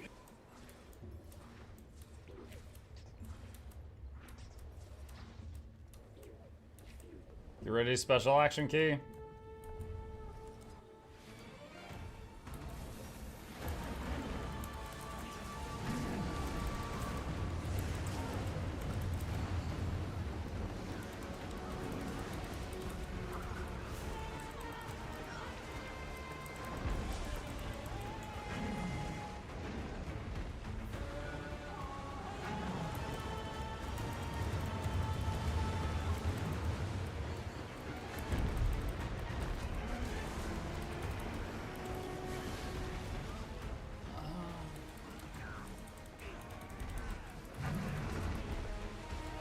Did you drink the milk? Yeah, so... so yeah, at the end of that whole sequence with the guys, the diapers, all that, they're like, yo, you've got our respect. You can fight, brother. And they're like, here. And they offer you, like, a baby bottle of milk. And you can say yes or no. I was like, I don't want this, chat. These guys creep me out. And freaking, like, 30 people in chat are like, do it. And so... as a content creator, I have to entertain my audience. I was like, all right, I don't want this. I'll do it for you guys. And so I took the milk. And I'm not going to say what happened after that. But I have regrets.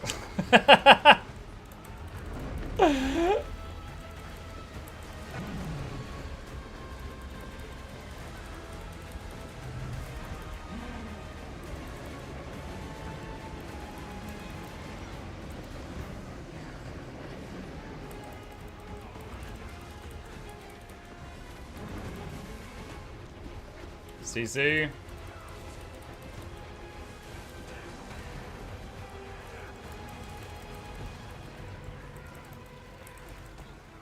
Formula, not actual milk. All right, formula.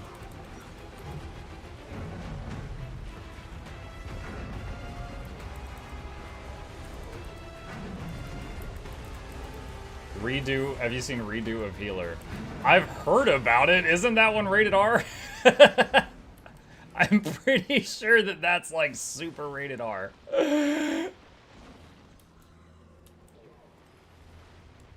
Seen a few memes on Twitter and been like, okay then.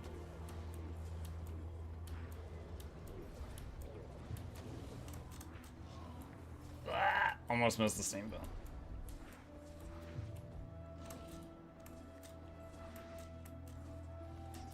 Special action key. Kill the little dudes first.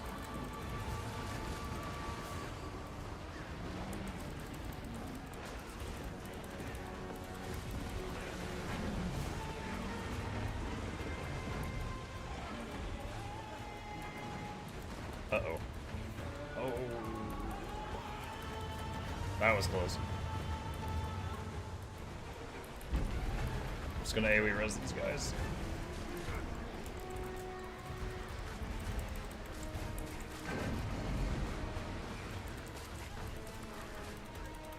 Spy X Family.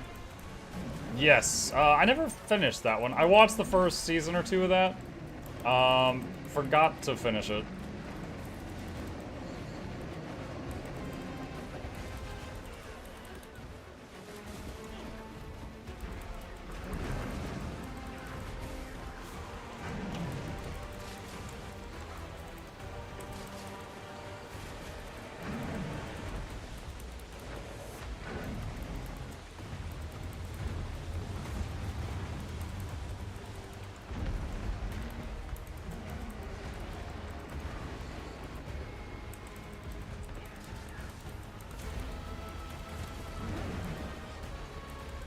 CC.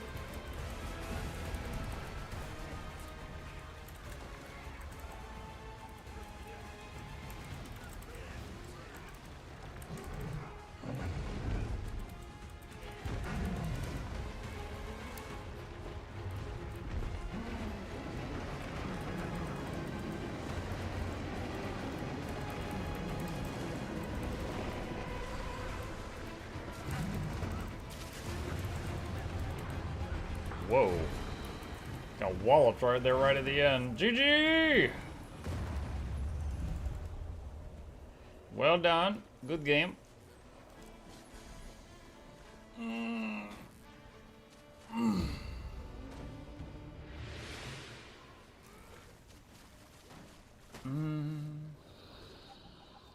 That's why I bring Ranger Res. Ranger Res is quite fun. I had a habit of razzing people above all else because I made sense to have more people up and able. I gave up on that.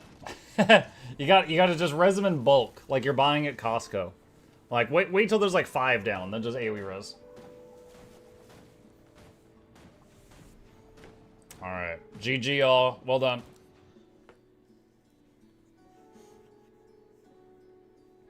Have you continued reading? I'm really not the Demon God's Lackey. I've got a bookmark for that. I've read... Just a second. What chapter was I on? I got to chapter 104. And then... At the time, I was like waiting for more. And then I think a lot more has come out since then. So I need to catch up.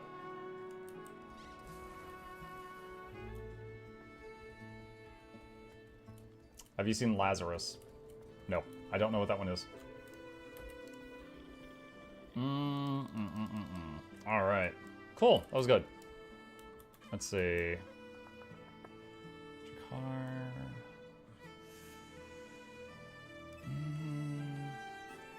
on. What is... Ping 170. Yeah, I don't really want to do PvP with 170 ping.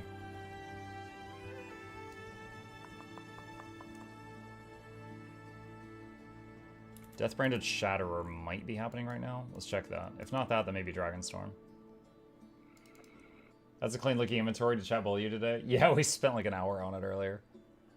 They did. They do bully me. Cheer for the snails. No, I missed that one. I'll just refund that one. Nope, that's the wrong one. What was that yellow scroll item in the upper right corner of your inventory? I don't know. Hang on.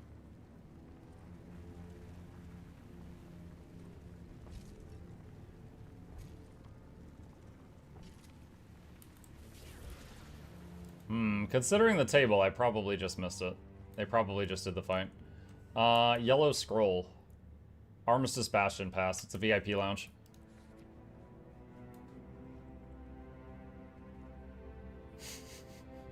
Okay.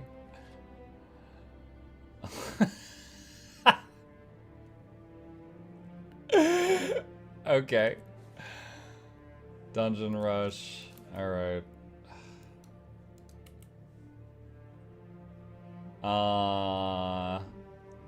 You're so rich. Give me money. No. Nope. Okay.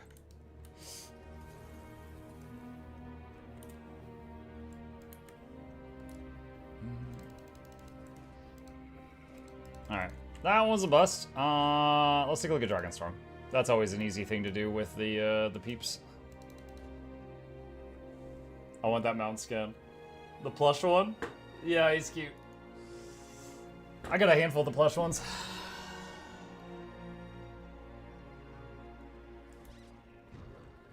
Alright. Let's see. When is the next normal Dragonstorm? I don't see it. Pretty far out, I guess. Alright. For anyone who's interested, I invite you to an instant Dragonstorm. We'll get in there, we'll beat up Bram, we'll take his money, and, yeah, we'll take his money.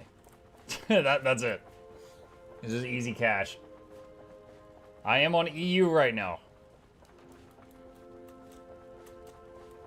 Healthcare, no burgies, that's right.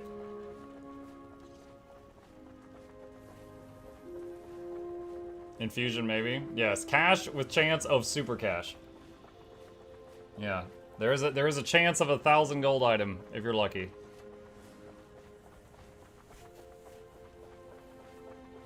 Erolozen spawned on you? Nope, he's gone. I guess he didn't want to play. Is there a way to set default commander tag color? Doesn't it remember from like what you were the last time?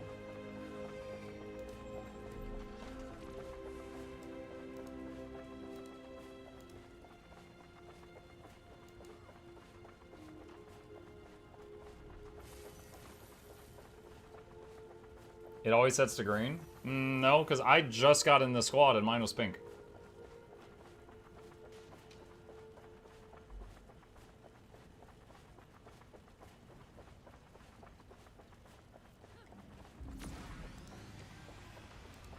Alright, I'm gonna put it in the group finder now.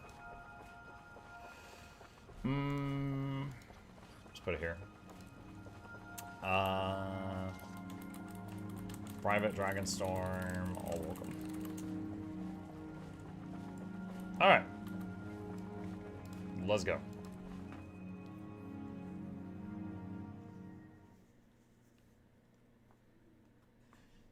Charmon says mine stays if I stay logged in. If I close the game, it resets to pink. Interesting. I haven't played with the colors of the tag enough that I've noticed an issue with that.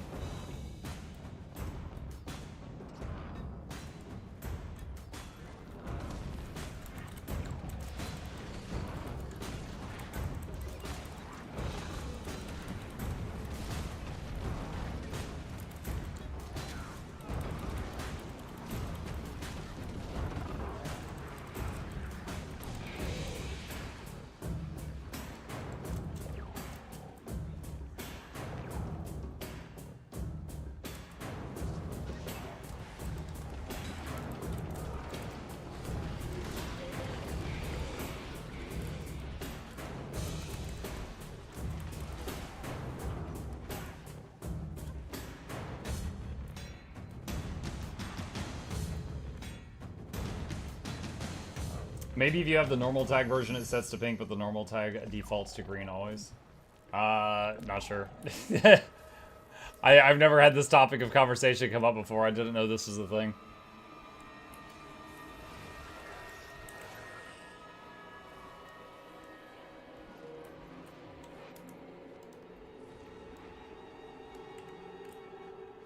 Nice of you to clear out the trash for me, Commander.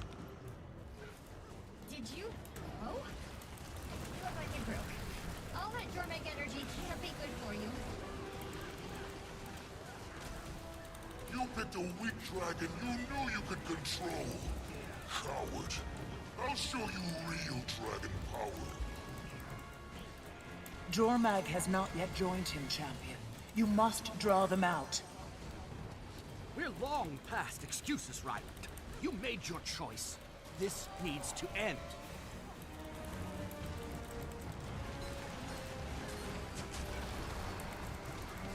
Will Condi mechs still be viable after the nerf? I mean, they're not getting hit with like a freaking dump truck. Yeah, the numbers are going to be adjusted, but I think it's still going to be viable, yes.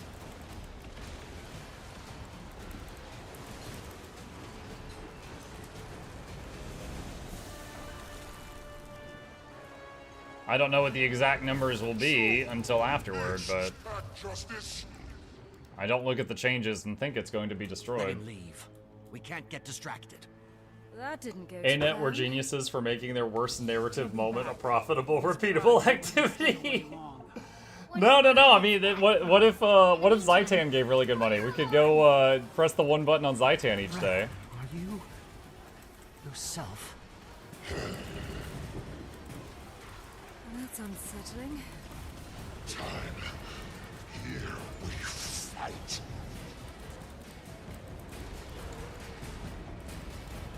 We're not here to kill you. We're here to kill Primordus. No. Primordus.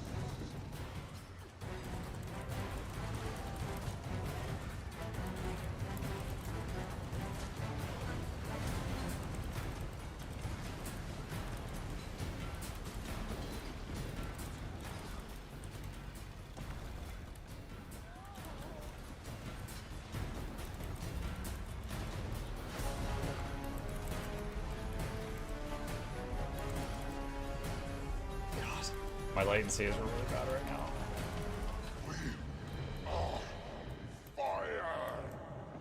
You know, it'd be very funny if they rewarded you Mystic Coins for completing dungeons after they nerfed them in Fractals. Would you still play Guild Wars 2 if they added a pause button that cost $100 to use? I don't understand. Like, well, if you just mean for me, I would just never use it. Are you saying that other random people in the world could pay $100 to pause the whole Guild Wars 2 server? Like, I don't really understand what you're proposing. The game pauses for everyone. For how long? Like 1 second? Or like an hour?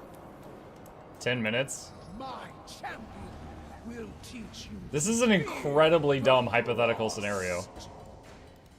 Like, the company would lose money. If it's a 10-minute pause, the company gains $100, and then tons of people quit playing the game, and then they lose tons more money.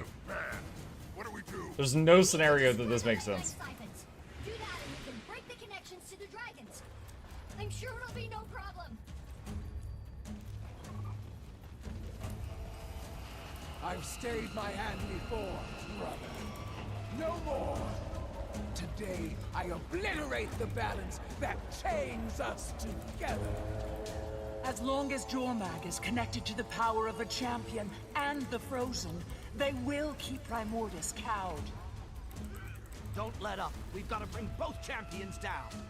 What incentive would someone have to do that? I do not know. This is a weird hypothetical. I'm totally fine with hypotheticals. That's a weird one, though.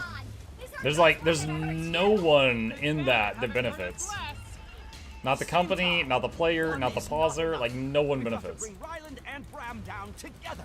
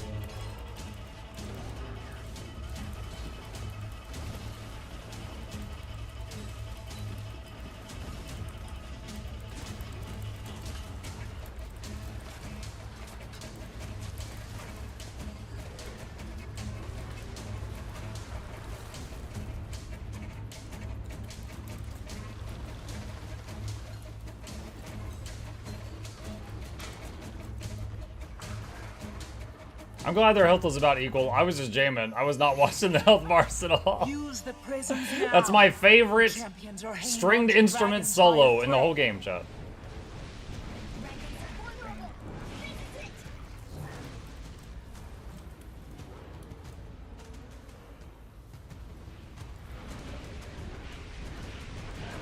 Guild Wars 2 really likes the mechanic of bringing X bosses down together. When was the earliest time Guild Wars 2 used that mechanic? I'm trying to think. Like pre-Dragonstorm, was there a time that they used that? This might take a couple rounds. Stay strong. Octovine?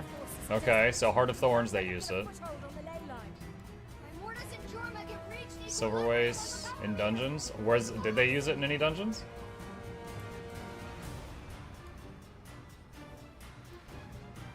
The worm thing? Triple Trouble?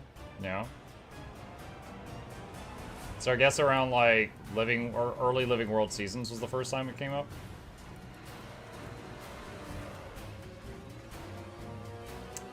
Angel says, just returning to the game, and I am a little lost on what to spend Wizard Vault currency on. I'm at 1300, I need to buy something, but I don't know the best choice. Hello, Angel. If you don't have Ascended Gear yet, Ascended Gear is a great choice. That is definitely a option for you. If you just need gold for something, bags of gold are not a bad option either. If there's something cosmetic you really want, you could get that, because, you know, the price for those, the stuff that's at the top of the Wizard's Vault rewards, those change periodically, and the old, you know, once they're no longer at the top, then they, the price increases. Leggy Starter Kit. Leggy Starter Kit is good if you plan on crafting a legendary, because it's got like half the materials needed. So it's got like nearly 1,000 gold worth of stuff in there. However, if you don't have any intention on doing the long legendary journey, then, you know, don't bother with it, because it's not worth anything unless you finish it.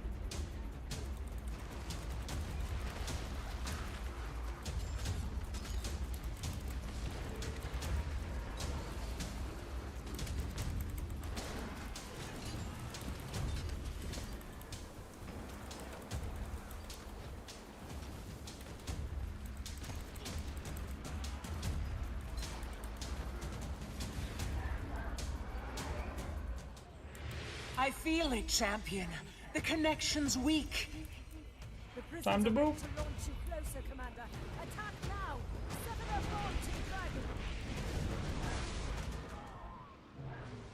Oh, we're doing that bug today.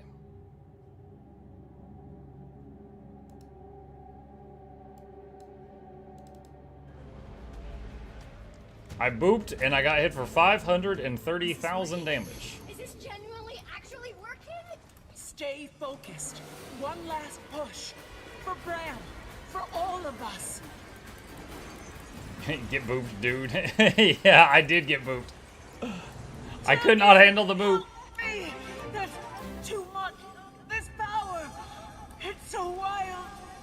Get to the prisms. Get to the prisms. Hold on, Oreen. Kaboku, thank you for the prime. Appreciate that. I'm pulling you back. Welcome. Legendary starter kit got me my first legendary a few days ago, which I then sold to buy the legendary I did want. I think, hey, that works. I bet overall you still save quite a bit of money. Sweet home Alabama. I can't play the original file, they get mad at me. Now, Kev.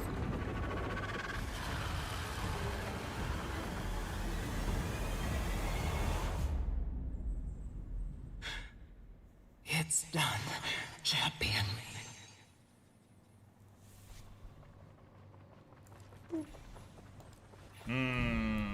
I got a few gold, but no crazy loots for me.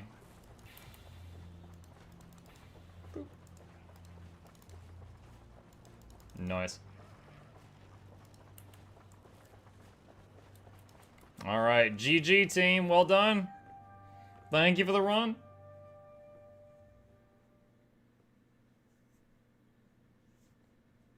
What if Zaitan revives because undead and we have an excuse for a better dragon fight? I don't think he's gonna revive because his power already transferred. The whole thing with the lore is that when you take down one of the dragon aspects, the power has to go somewhere, and so it transfers to the other dragons. And Mordremoth was using Zaitan's power when he made the Mordrum, which were like undead plant monsters. And then Jormag kind of used it too with the Ice Legion or Frozen Legion. Those were like a combination of ice and the undeath. So I don't think his body's getting back up because his power already moved to the other dragons. Use the miss as an excuse. As an excuse. You're like that meme, like it's magic. I ain't gotta explain script.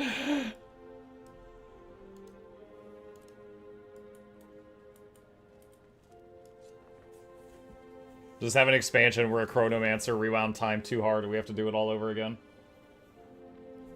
We need to destroy Joko's phylactery so Aurene can finally get a good night's rest. Destroy Joko's phylactery so Aurene can get a good night's rest. Guild Wars 2 Classic. If the Ward can make fractals where dwarves are alive and fleshy again, they can make one where Zaitan's alive again. But that wouldn't, like, change the main timeline. That would just be another timeline where things suck. Like, hey, we made this other pocket universe where the people are having a horrible time and you could stop Zaitan and be like, why didn't you just make a pocket universe where they were having a good time? Freaking wizards, man. Muck, is Kazan good with mouse and keyboard? It is so good with mouse and keyboard. It is so freaking good. Dude, I played Kazan and then I went back and I played some Elden Ring and Elden Ring felt terrible. Yes. Yes. Look at me. Look at me. Buddy. Yes. Kazan is very good with mouse and keyboard. It makes Elden Ring feel like crap. And I loved Elden Ring.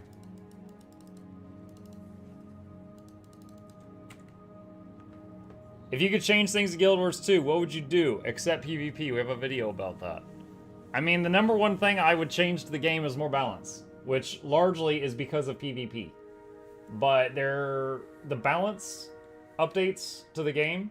Now, this is going to be opinionated, right? Like, I don't agree with the way they've gone with balance updates the last, like, 2 years.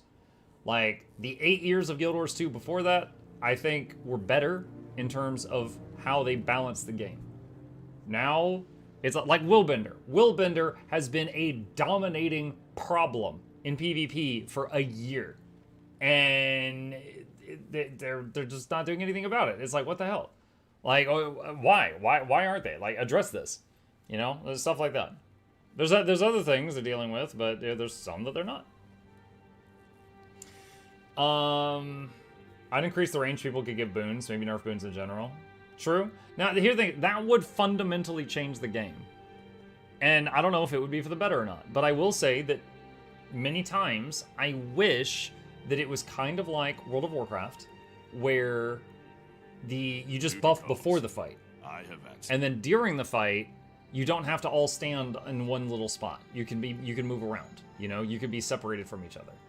But in Guild Wars 2, it's basically you all stand on a peg, and that way you're constantly reapplying buffs the whole time.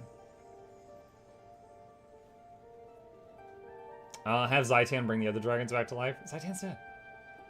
Commander Wayfinder saved the world so much there's nothing bad left anymore, so they had to invent bad guys so the commander won't get depressed for being unemployed. Honestly, lore-wise, the commander's just about used up. Commander is a friggin' worn out rag at this point. Like, he's just like, oh my god. Like, he just sounds like a tired old man in Gyaladelph with friggin' PTSD. So, honestly, I think it would not be bad for the story if they had an expansion. And I'm not a writer. I don't know how they would do this, but where lore-wise, you're not playing the commander. You're playing a different individual, and the commander is like handling smaller stuff. Commander's been in a coma for 10 years. This is all on their head. I remember at the start of Soto, and the commander was like, okay, what now? Yeah. Speak. Honestly, dude, imagine a scene like that. Hold on a second. Hold on a sec, chat. I'm cooking here. I need Notepad++, so you guys don't complain about it being too dark. Okay. All right. So imagine like start X-Pack, have some sort of near-death experience. Then we're playing a character that may look like ours, but maybe different outfit. Some priory standard robe or something. We walk into a room, and our character is recovering on a hospital cot or something. Or clinic cot. Story continues while you are in the role of this newer person. You know? They kind of did that with Veilguard, except worse. Well, I don't know. That's just off the cuff. No one pays me for my writing, but I think something like that would be cool. Like the commander needs to recover. You know, they've been doing too much.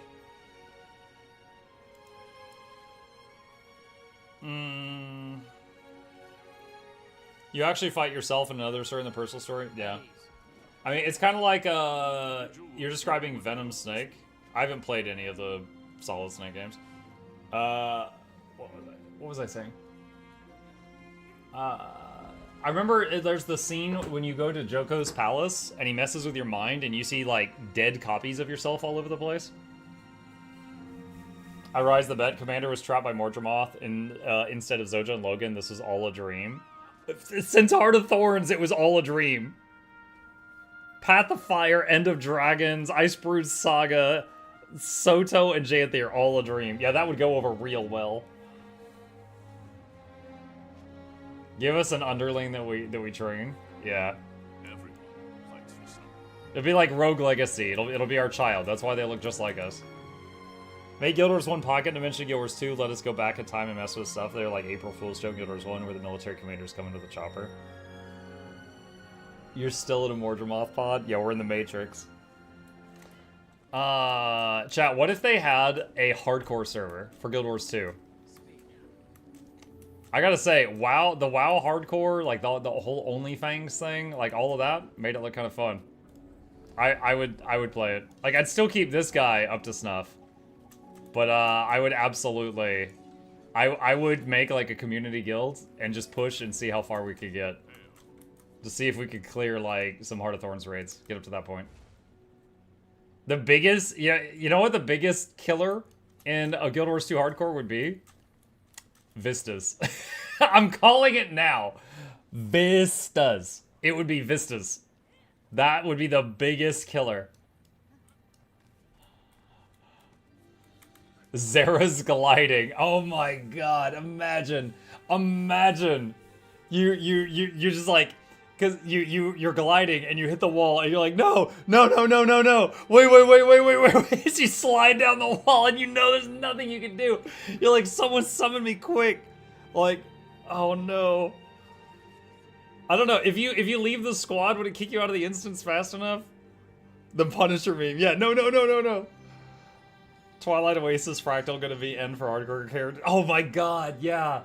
Yeah, that fractal kills you and then brings you back. So you would have to be coded differently, or it would just be like a noob trap. We don't have Featherfall? No, you gotta get gliding. Dude, imagine going back to Heart of Thorns for the first time on hardcore. The friggin' pocket raptors, you're just having PTSD. Like, ah. It'd be a horror movie. Let's just GG. Wait. No, don't GG. The idea of a fractal making you reset, but with bigger rewards. I like it. There'd be a lot of Reapers with 2 HP bars. Oh my god. Dude, I'd be in there on a full vitality and toughness, like minstrels. I'd be leveling in minstrels gear. It's friggin' 2 power ranger. My pet does more damage than me, but I'm not dying.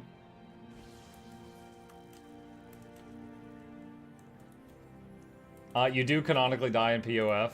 True, yeah. There's the part where you go to the afterlife and meet Joko, and then you just decide you don't want to be dead anymore. At ease. My hot experience, login, no friends to play with, not played since a couple months since vanilla launch, get killed 6 times by baby raptors. The Twilight Oasis fractal doesn't kill you, the Sunsphere characters die, but you said at 1 health. Oh, is that right? Okay. I never looked at it like that detailed. It does look like you die. Basically, any of the story parts have a scripted character death would need revision. Hardcore for ranger pets too. If they die, you can't use them again. Oh my god. I assume you could go tame them again. You just have to go back to where you got them. Bruh. I'd be going out and taming like a collection of bears. I have backup bears. World v World fights. Oh my gosh. Guild v Guild would be so high stakes. I finally played raids the first time. One of my first was Zera, and I goofed that gliding so hard. Master JP's garbage at gliding. Yeah. Yeah, I learned on Zera to basically do like space and then space and hold. So it's like, it's just like press, and keep holding it down. And I don't release it till I'm at the other side. It's too risky. Like, up until then, I'd be like, tap, because my thumb on the spacebar, I'd go tap, and it felt really unreliable for Zera all of a sudden. So it just became like press, and then just hold it down until I'm at the other platform. For anyone here who's never done the Zera raid boss fight, just know there's spots where you glide from floaty rock to floaty rock, and if you fall, you die. Like, that's it, you're dead. You fall into a void. So, the gliding is, people often joke that the gliding is the hardest part of the boss fight, compared to, you know, the actual boss fight. Always be loyal to your crew. Boop, boop. Alright. Huh. Okay. Zero ley lines are literally easier to guide on than other ley lines, like a combination line and updraft. I mean, again, I have seen a lot of people muck it up. I don't know. And it might be the pressure. It's like, yo, I've glided 1,000 times, but if I screw up this glide, I die and they cannot res me. You know, it's like a high stakes moment, so people slip up, they make mistakes. Let's see. The winning run for the training group, I failed at gliding at 80%, just had to watch it all. Had someone join a zero run from the beginning. They did not have the glide mastery required for the fight. I've had that happen before. Back when I was doing raid training, dude, oh my god, there's so many people, I'd be like, hey, ley line gliding is required for this raid. Are you good? They're like, yeah, I'm good. And we get to Zera, and 3 people in the group are like, oh, I can't glide. It's just like, oh my god. High DPS! Yeah, it happens a lot.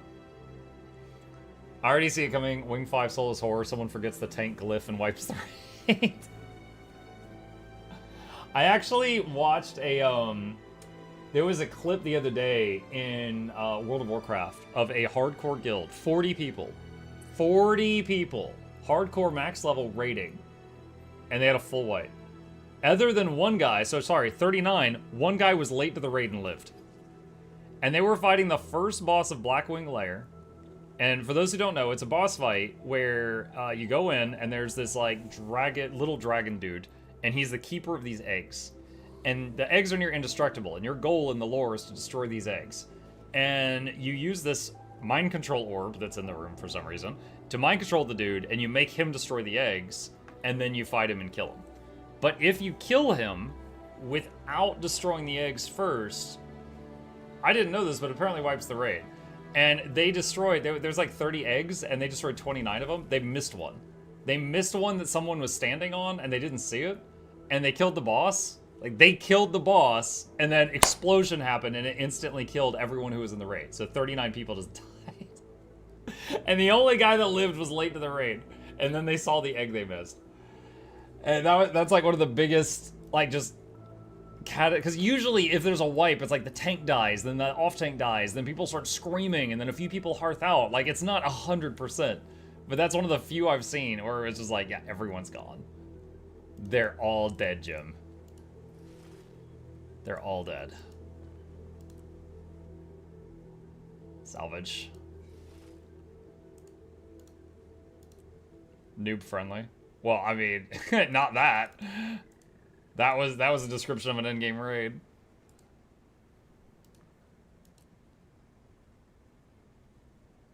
I recognize that, Char. I thought you were on NA. No. It literally says I'm on EU in the stream title. No, I'm not on NA right this second. Which is why I'm not PvPing, because I'm lagging. I got a 170 ping right now. The dodges are like a second off.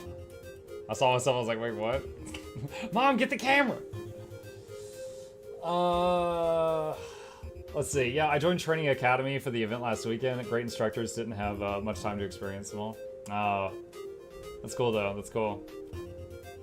I think in that fractal, you get a permanent knockdown. The Joko casts a skill which removes the debuff, allowing you to stand and get the special action. It's fun to see how much you can regen health while waiting for Joko to res everyone. The gliding boss takes out a lot of people there. Yeah. Yeah, you actually need, in the first boss of Zera's Wing, the Escort, a couple of people, well, a minimum one needs leyline gliding as well for the towers. But you can get all the way to the end without having everyone with it. But at the end, you need most of the group to have it. We're doing Kazan tonight. Tonight is Tuesday, so tonight I'll be doing Guild Wars Tuesday on NA servers, and then I will get some goodies out of the giveaway vaults, and we'll give out some stuff to the community tonight. Freaking butter, man. Freaking butter.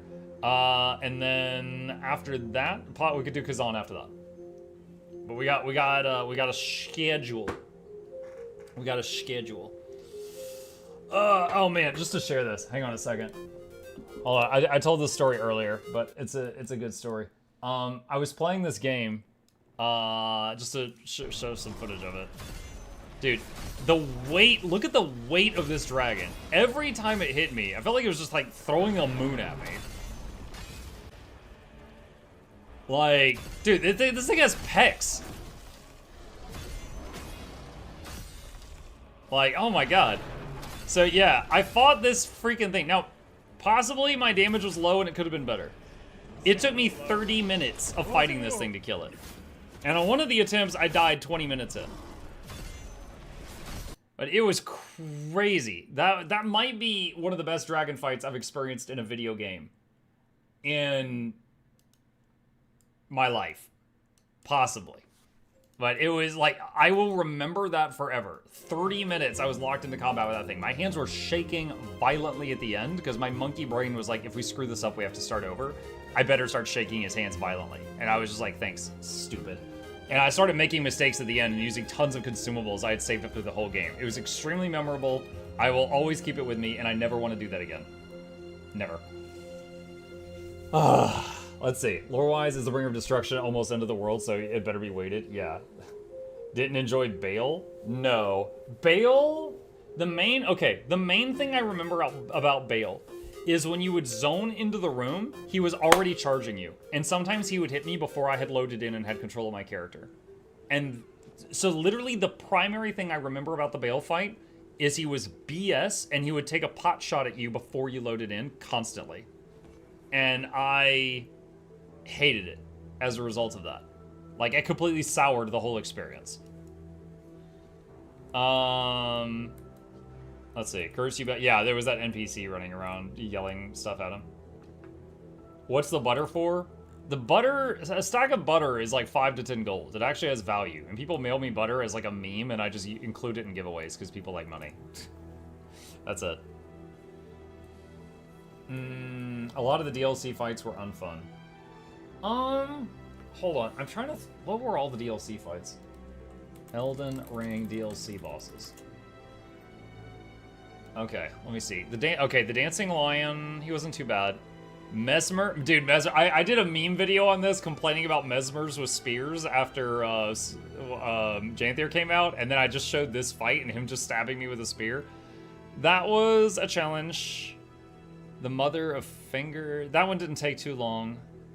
Twin Moon Knight... she was a fun fight, and she took me a number of tries. She was a fun fight. Commander Gaius... I don't remember him. Saint of the Butt... don't remember. Putrescent Knight... I don't remember. Scalatry... Skibbity Bop Avatar... this one was kind of challenging. Midra was a horror movie. This guy, like, had, like, a blade, like, a hook thing in his head, and he, like, ripped it out, which made his head cleave in half, and then his head was just replaced by a fire. Midra was a freaking horror movie. Bale, he can eat crap. Needle Knight, don't remember her, not important. Radon, very memorable. It took me like a day or two of attempts to kill Radon. Very memorable. Yeah, there was a really cool video of, let's see, R'Lana, Twin Moon Knight, perfect fight. There was someone that, let me see if I can find it. Oh god, there's so many freaking guys.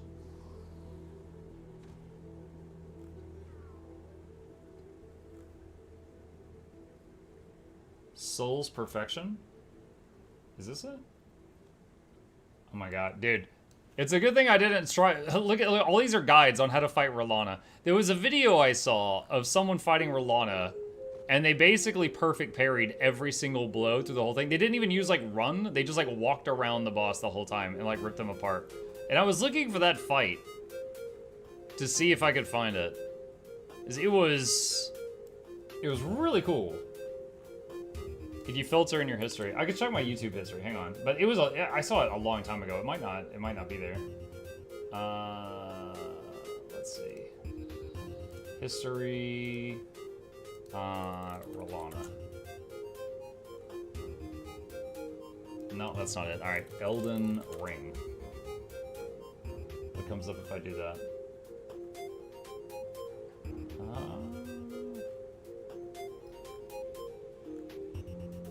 No, not seeing it. Ah, well. It's somewhere on the internet. But yeah, anyway, it was an example of someone who was really, really good at the game, and they basically, like, every time an attack came down, if they didn't have to dodge, they didn't. They would just, like, step to the left, step to the right. It's like they had hockey from One Piece. It was really impressive, and they would just, like, either step to one side, or just move in the perfect way, or just, like, do a bow emote and duck under an attack. It was really cool, but I don't know where it's at. Search Ongball R'Lana. Is that it? Elden Ring R'Lana no damage run. Let's see. Hold on a sec. You got me curious if this is the one. Because I would like to share it if this is it. No, this is some guy who's running around naked in his underpants. This is... I'm sure he's also done no damage. No, this is not the one that was like art. There was one, it straight up looked like a movie, the way that this person did, like, the camera work and stuff. Like, the camera was going around, really cool. Let's see, was this it? No. No. Oh well. Nice try. Like, it was the kind of video that almost looked like a trailer for a game on Steam. Like, it almost seemed like they had one person doing camera work and another person that was doing the actual fight. Let's see, Radon was the result of the sick Twisted Arms race between players and FromSoft needing to keep their reputation of hard game makers. The thing was it was kind of funny, because there was a lot of people that were like, oh, if you want to do the game for real, you don't use summons, you melee, you get in there. You don't use magic, because that's for wussies, right? You do all this stuff. You don't pull in other players, you don't summon the little companion helper, you don't use ranged attacks or ranged magic, you get in there and you throw hands, right? So many people were saying that. Asmongold was one that was really loud about it.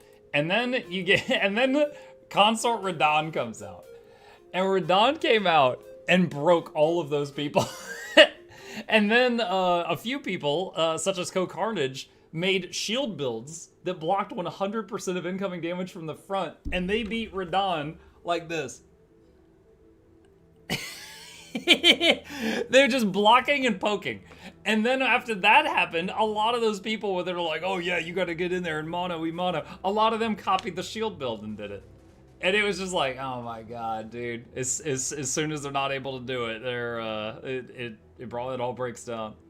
I ended up beating him with magic, but I did use a summon. Chat named him Dennis, and I had a mimic of myself, and we were in there, and we were, and it still took me hours of attempts. He was a really freaking tough boss. He had a lot of like one-hit KO things, but we were like ping-ponging him around with bleed spells, shooting barbs and stuff at him.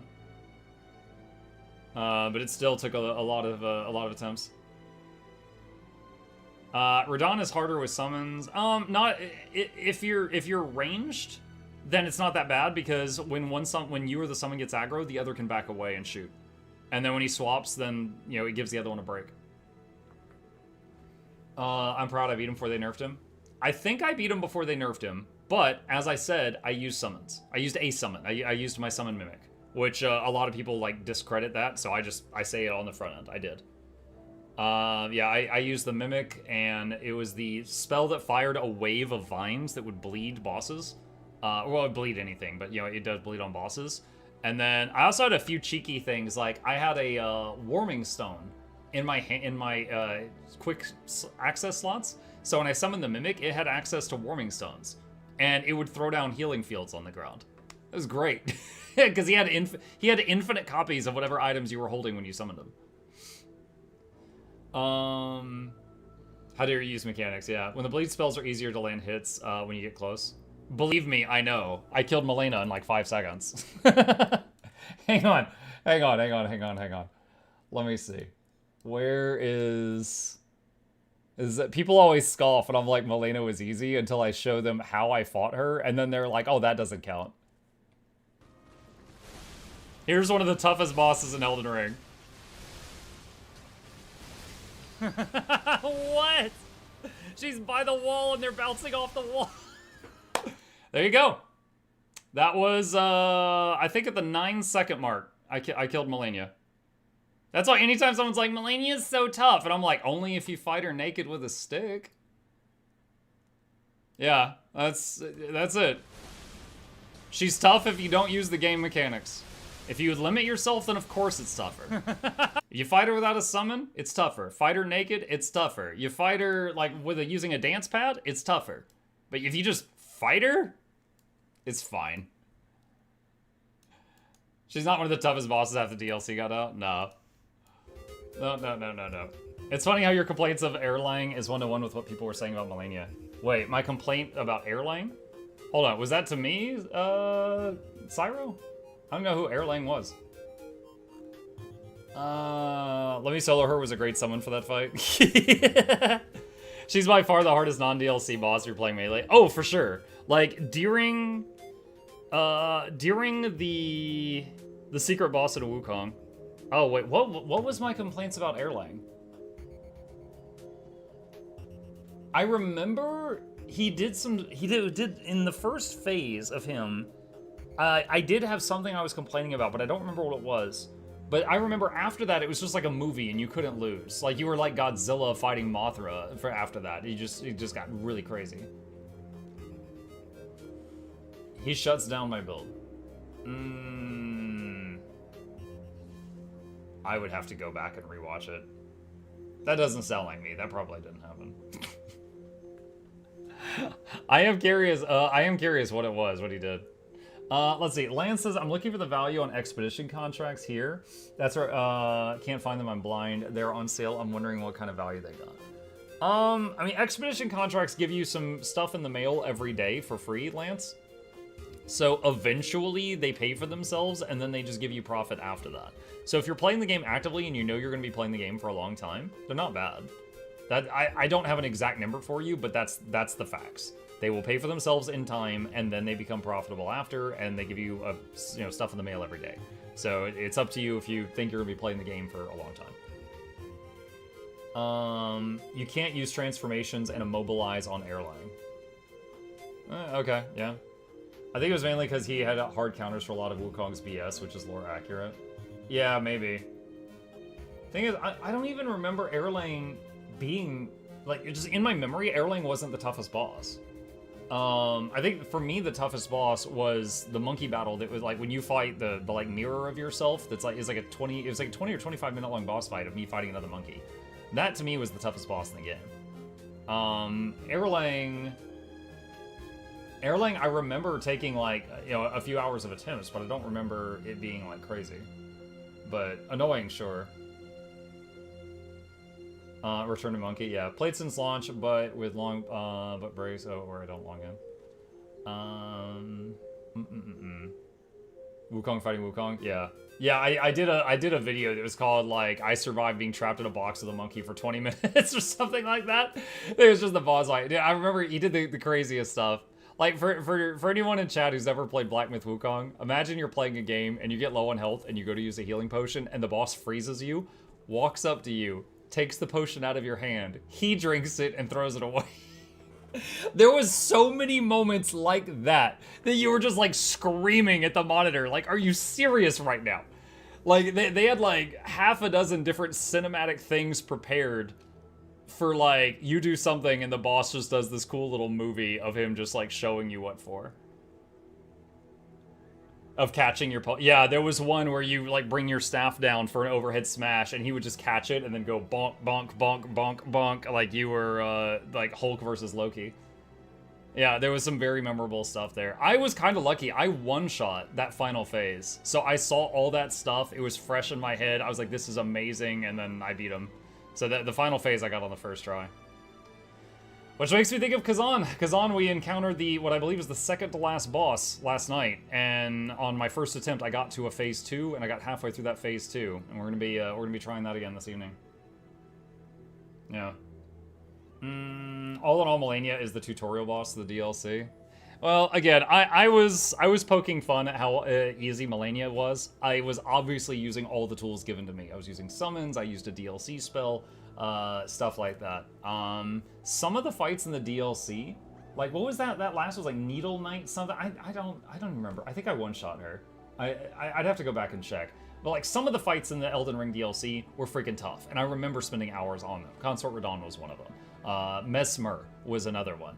But there were other fights that I was just like, yeah, I mean, he took an attempt or two. You know, like some of them weren't that bad. I don't like using the helpers, the NPC that tanks through, it feels cheap. For me, Lance, it depends on the game. But yeah, I totally respect the fact that some people just want to use them. In Elden Ring, I liked using them because Elden Ring to me is a clunky Souls-like. Like, you gotta press dodge before the... Like, dude, we literally, last night, we played Elden Ring for 2 hours. And after playing Black Myth Wukong and Lies of P and First Berserker Kazan, it feels like I'm playing with a permanent, like, half-speed buff. Or half-speed debuff. Like, it just feels like I'm just, like, dipped in molasses. It's such a clunky, slow game. Like, I can't go back and play Elden Ring seriously anymore. I'm glad I played it while it was fresh. But it's just like, you know, Kazan and Lies of P and Black Myth Wukong, like, you could parry your dodge last second, and you even get rewards for doing it last possible second. And, you know, like, you'll get a bigger evasion frame, or you'll get, like, a counterattack and stuff like that. But Elden Ring, you hit parry, and it's like, you know, it's like I've got a friggin' 3-minute boot up time. Did you play Lords of the Fallen? Yes, I did. Yeah, I cleared that too. Only Souls-like I completed. I thought it was a good game. Yeah, I thought it was pretty good. I thought it was pretty good as well. I enjoyed it. I would say the final boss was a huge disappointment, because the final boss fight was basically just fight this horde of little dudes, and there was no actual boss. And I won't say any more on it in case anyone here hasn't beaten Lords of the Fallen yet, but that's what it is. So the second to last boss fight was way more memorable than the final one to me. The old Lords of the Fallen or the new one, the old one's probably better. I played it at launch and I cleared the game. That's what I've done. Is Ghosts of Tsushima a Souls-like? No. I would say Ghosts of Tsushima was a very fun game. It was amazing, but the combat was closer to something like Assassin's Creed than a Souls-like. It's a trophy summoning. Probably there's no reason not to. Sekiro, yeah, Sekiro is a Souls-like. Sekiro is the only Souls-like I didn't finish, and I might have to go back and give it a try now that I've got good a little bit. And, you know, I've gotten to the point where I can parry pretty consistently in many Souls-like games, so I might need to go back and try Sekiro again. Last time I tried it, I gave up. I put it down. I wasn't able to continue. There are 2 Souls-like games named Lord of the Fallen, one from 2014. Okay, hang on a second.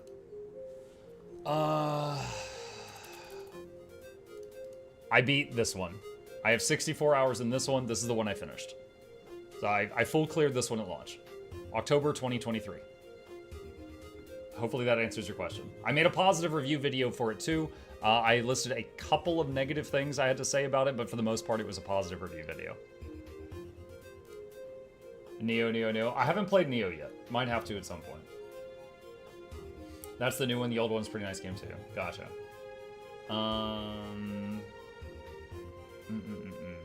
Okay. I think we're caught up. All right. Chat, with that, I am out of time. I do have some stuff I need to do. My son is home on spring break, so I'm going to go spend time with the family now, and I'm going to wrap it up here. Thank you guys for a wonderful morning stream. I enjoyed the talks and the gameplay. I hope y'all had fun. Couple plugs on the way out. If you're new to my channel, my name is Muck. I stream every evening and every weekday morning. I'll be back in about 5 hours for the evening stream. I'll be on the NA servers. We'll do Guild Wars Tuesday on NA. And then we will be doing the weekly Guild Wars 2 giveaway. I'll get a bunch of stuff out of the giveaway vault, maybe butter if you're on your best behavior, and then maybe do some, first Berserker Kazan after that. If not, then we'll definitely be back on Kazan tomorrow evening. Hit the follow button on Twitch. Subscribe to the YouTube channels if you haven't already. There's links to both of them in the chat. I do have 2. And a special thank you to our dear patrons. They keep this channel alive with their support. I could not do what I do without them. And there's a link to that in the chat if you want to be a supporter. You guys have a great rest of your day. Stay safe out there. If you're on the Twitch side of things, I am going to raid someone now just to support the Guild Wars 2 section. Let me see who is live right now that is good people. Aurora's live. Aurora's good people. I'll give her a raid. Hang on just a second. I will swap over to her stream. You guys have a good rest of your day. Going to raid Aurora, who is doing some Guild Wars 2 right now. And if you fancy it, I will be back tonight. See ya!